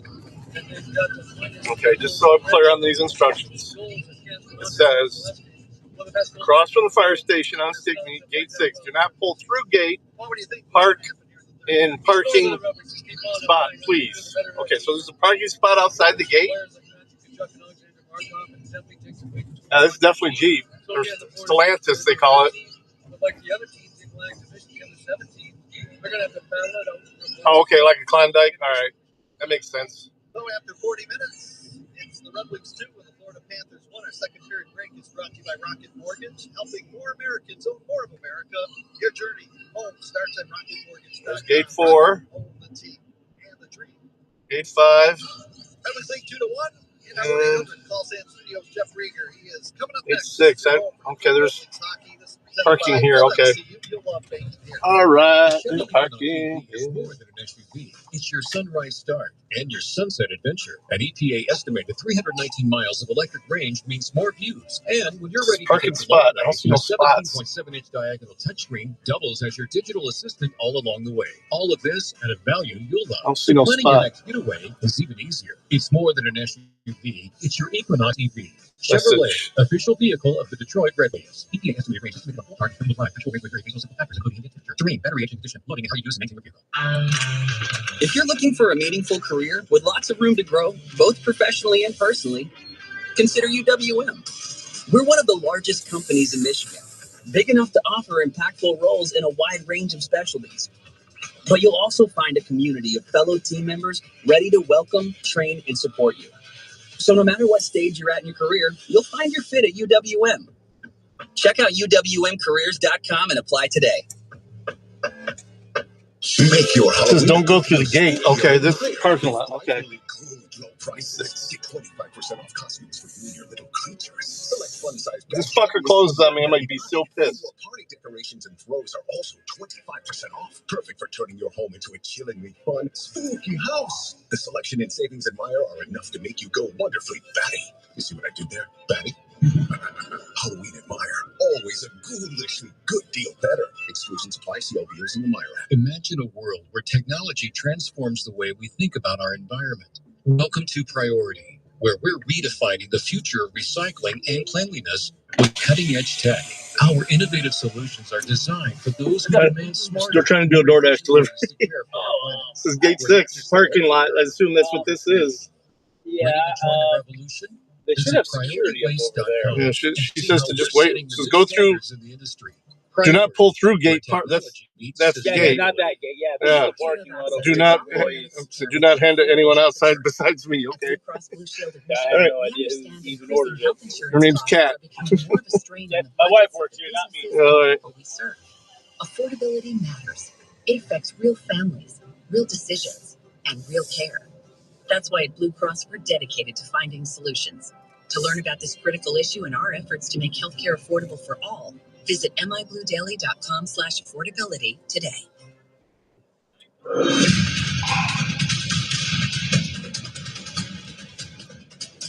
Welcome on back to 1-800-CALL Sam Studios. No scoring in that first period. Second period, 3 total goals. 2 by the Red Wings, 1 by the Panthers. 2-1 after So what time did they tell you to deliver it? Well, they deliver. We deliver as soon as we get here. But yeah, because they're not going on lunch break until 9:30. A lot of scoring. Mason Appleton started at 2:09 in. Second That's goal why in it was one of those games, second of they the should season. have, unless this is them right here coming in. maybe. Because that's one of their vans. Okay. Dylan Larkin gets the assist, 9:36. Wings, another one. This one in the power play. Patrick Kane from Sider and Larkin, 2-0 Wings.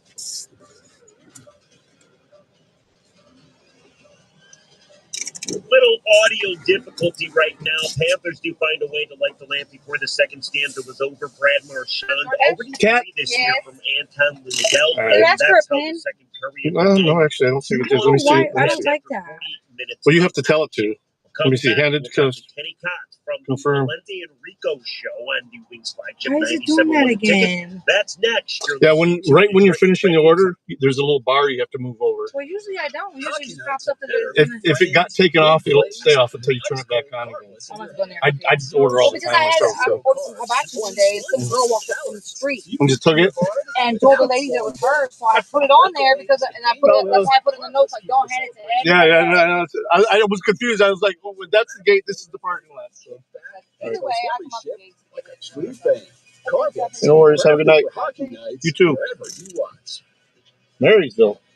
All right, guys, who brought the boring, overpriced food to the tailgate? Little Caesars still near here. Try cheesesteak crazy. Yeah, this isn't the gate. This is the parking lot. The gate is the main gate where they do deliveries and stuff like that. Here, let me show you. Or I mean, where they, that's the main gate there. Gate 6. Limited time this NFL season or a cheesesteak crazy for only $3.99. I'm on pause. I'm gonna try and decide. I'm gonna check my numbers real quick and make sure. This is a little parking area there to the side. Someone is always She just went back inside. Temperature in here. I'll just. And then They're all union. She's on the clock. Well, DTE wants to help with both. Seal airly. So let me check some things. I want to make sure I ain't got no issues so far. And stay comfortable. Just dash.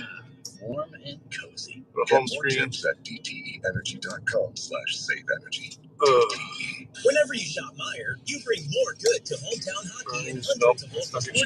I'm done. So ratings. Meijer is proud to sponsor the Detroit Red Wings. Yeah, that's all. If you buy a Jeep, this is where they freaking make it. We're back in the 1-800-CALL Sam Studio. 2-1 Wings. That's after 40 minutes of action. Time now for the interesting conversation brought to you by Meijer. Meijer brings more good to hometown hockey. Always great to talk to Kenny Knott from the Wings flagship. 90. Yeah, it was confusing. Mobus, Kuka, Jeep, Gladiator, paint facility. I had a chance to ask everything's there. His impressions after 3 games so far that the Red Wings have played. Great Lakes Audit used to work there. I'm just glad this team was actually able to take 2 from Toronto. I was expecting. They fucked him when he was on a medical, though. Oh, press harder, man. He has refused to see the judge the last 2 mornings. He's still locked up. Playoff success. We expect big things, so I'm glad that we were able to turn it around. You're a big fan of the kids. There's some kids that. So I'm trying to figure out what's running through his head right now. He's just like pulling the full fuck you, I'm not complying. Who has kind of caught your eye early on from the young kids we're talking about? Yeah, I don't think he's left, man. I think he's just got tabs open. The kid looks electric. He looks like he belongs, actually, is probably the way I'd phrase it best. Is he doesn't look out of place on this roster. He doesn't look. I'm going to go into downtown here. What time is it? before. Because you expect there to be your ups and downs with a younger team with younger players. But as long as you don't look way out of place, that's a great starting point for him. Is it fair to say, I know it's 3 games, so you can't say much. However, is it fair to say that the confidence and trust... I might go by my buddy Bill's house just to pick up something for him that he wants dropped off at UPS. Once I got my system in, we're going to be better because he didn't have the system last year. And then you look at the first game against Montreal, you lose 5-1. I think, like you said, a lot of people were maybe freaking out and thinking the worst, but he's rebounded. And time is Reds close. Normally, Detroit recently doesn't beat the Toronto. I tell you, having him there for camp and establish that system, that was huge. I mean, a midseason coaching replacement is always tough to try to, reshape the team a little bit. But having your system in place, being there for camp, being present. Closes at 1 a.m. I don't think so. I mean, that was huge for them. And I think once they start really gelling, I think that happens a lot sooner into this season than in that place. You work for the Wings flagship 97 on the ticket. Does he have a warrant? Show. You guys are constantly talking Red Wings hockey. What do you believe the overall impression from the fan base is? It says it doesn't close till 1, but I know it closes earlier than that. Let me call my buddy real quick. See if he wants me to swing by and pick that up. How do the fans feel? I feel like it's a bit of a mixed bag. There's a lot of frustration. People are always expecting these big splashy. He's even awake.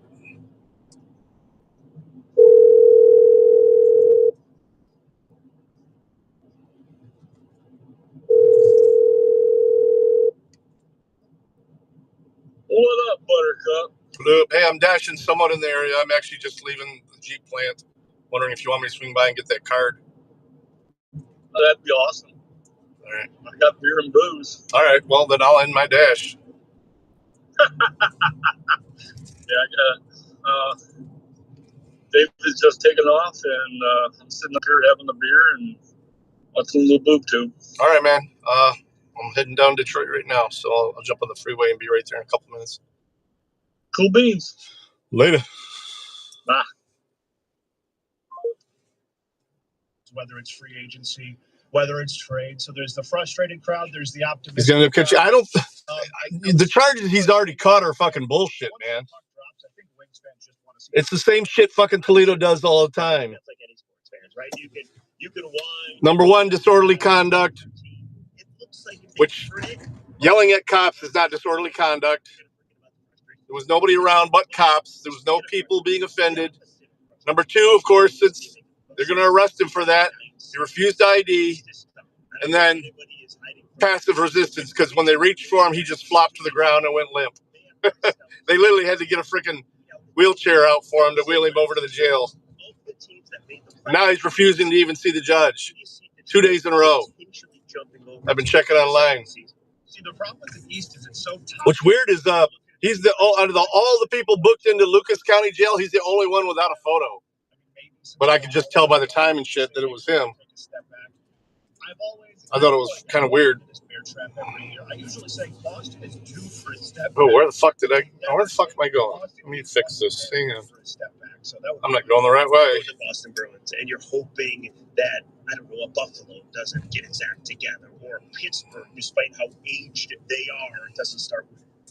Yeah, no, I think Pittsburgh's actually all right, there we go. I'm going the right way. Okay, cool. It just looked a lot. There's a lot more trees in that area than there used to be. I've never been all that impressed with Pittsburgh's roster.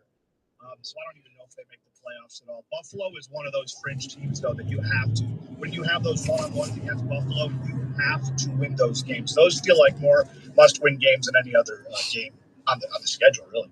Last question for you. Centennial season, 100 years of Red Wing hockey. You're one of the biggest Red Wing fans I know. What was the moment, Kenny? What was the moment that dragged you into being a massive Red Wing fan?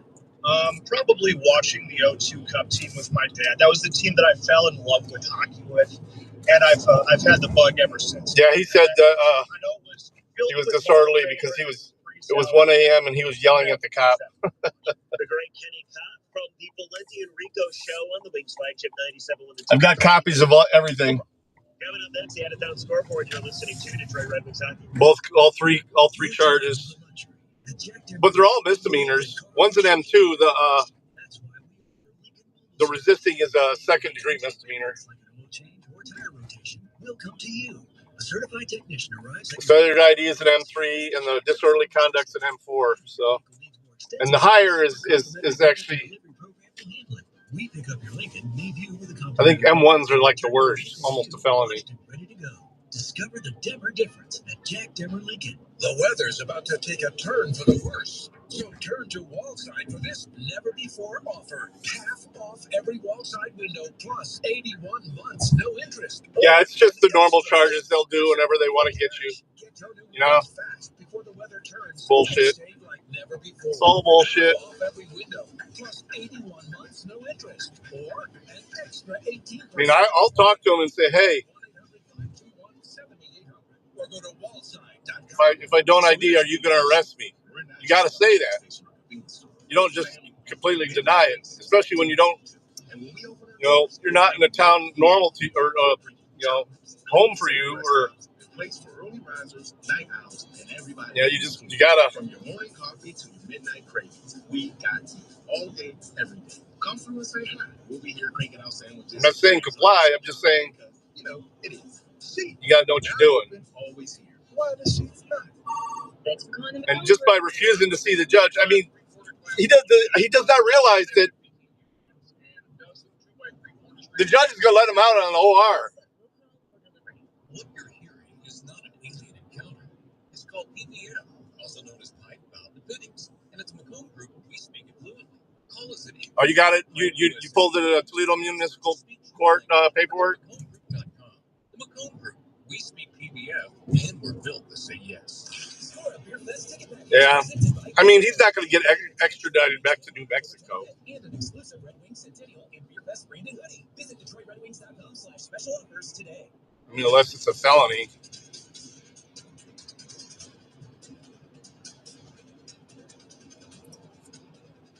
I mean, if I got felony warrants, I'm not fucking. I'm not fucking auditing. I don't have any of the warrant info. But now that I know his name, I can look it up. I'm not going to dox him though.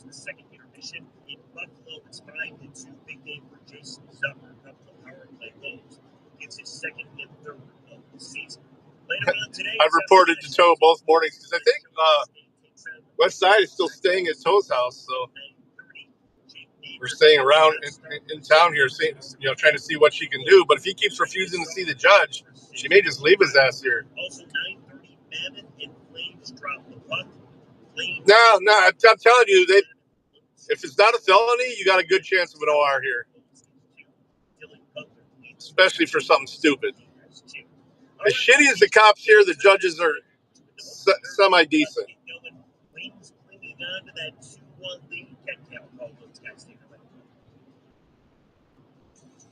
Own recognizance, just a PR, personal PR bond. Yeah. From Toledo, Ohio to New Mexico.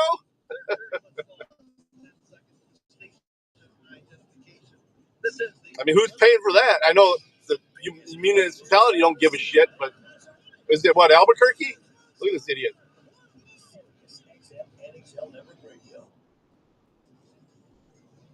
Oh, he wanted to exit. I'd have slowed down if he had his signal on. Fucking asshat. He had to just cut across town. Just barely made that exit. Yeah, own recognizance. It just means you don't have to pay any bail. A quick turnaround for the Red Wings, and again, some guys that we didn't really expect maybe to get that much from them, but Mason Appleton, very important. He's got a couple of goals and 8-10 reads. Outstanding for the first 40 minutes of play tonight. We'll see tomorrow. They may just take him in there in shackles, force him to see the judge. I didn't know you could do that. I didn't know you could just say, no, I'm not going to see the judge. Yeah, it is. You're right. If they're willing to fly out here or drive out here, it's fucking what? 26-hour drive? 36-hour drive? They'd probably put it on the taxpayer and fly out here.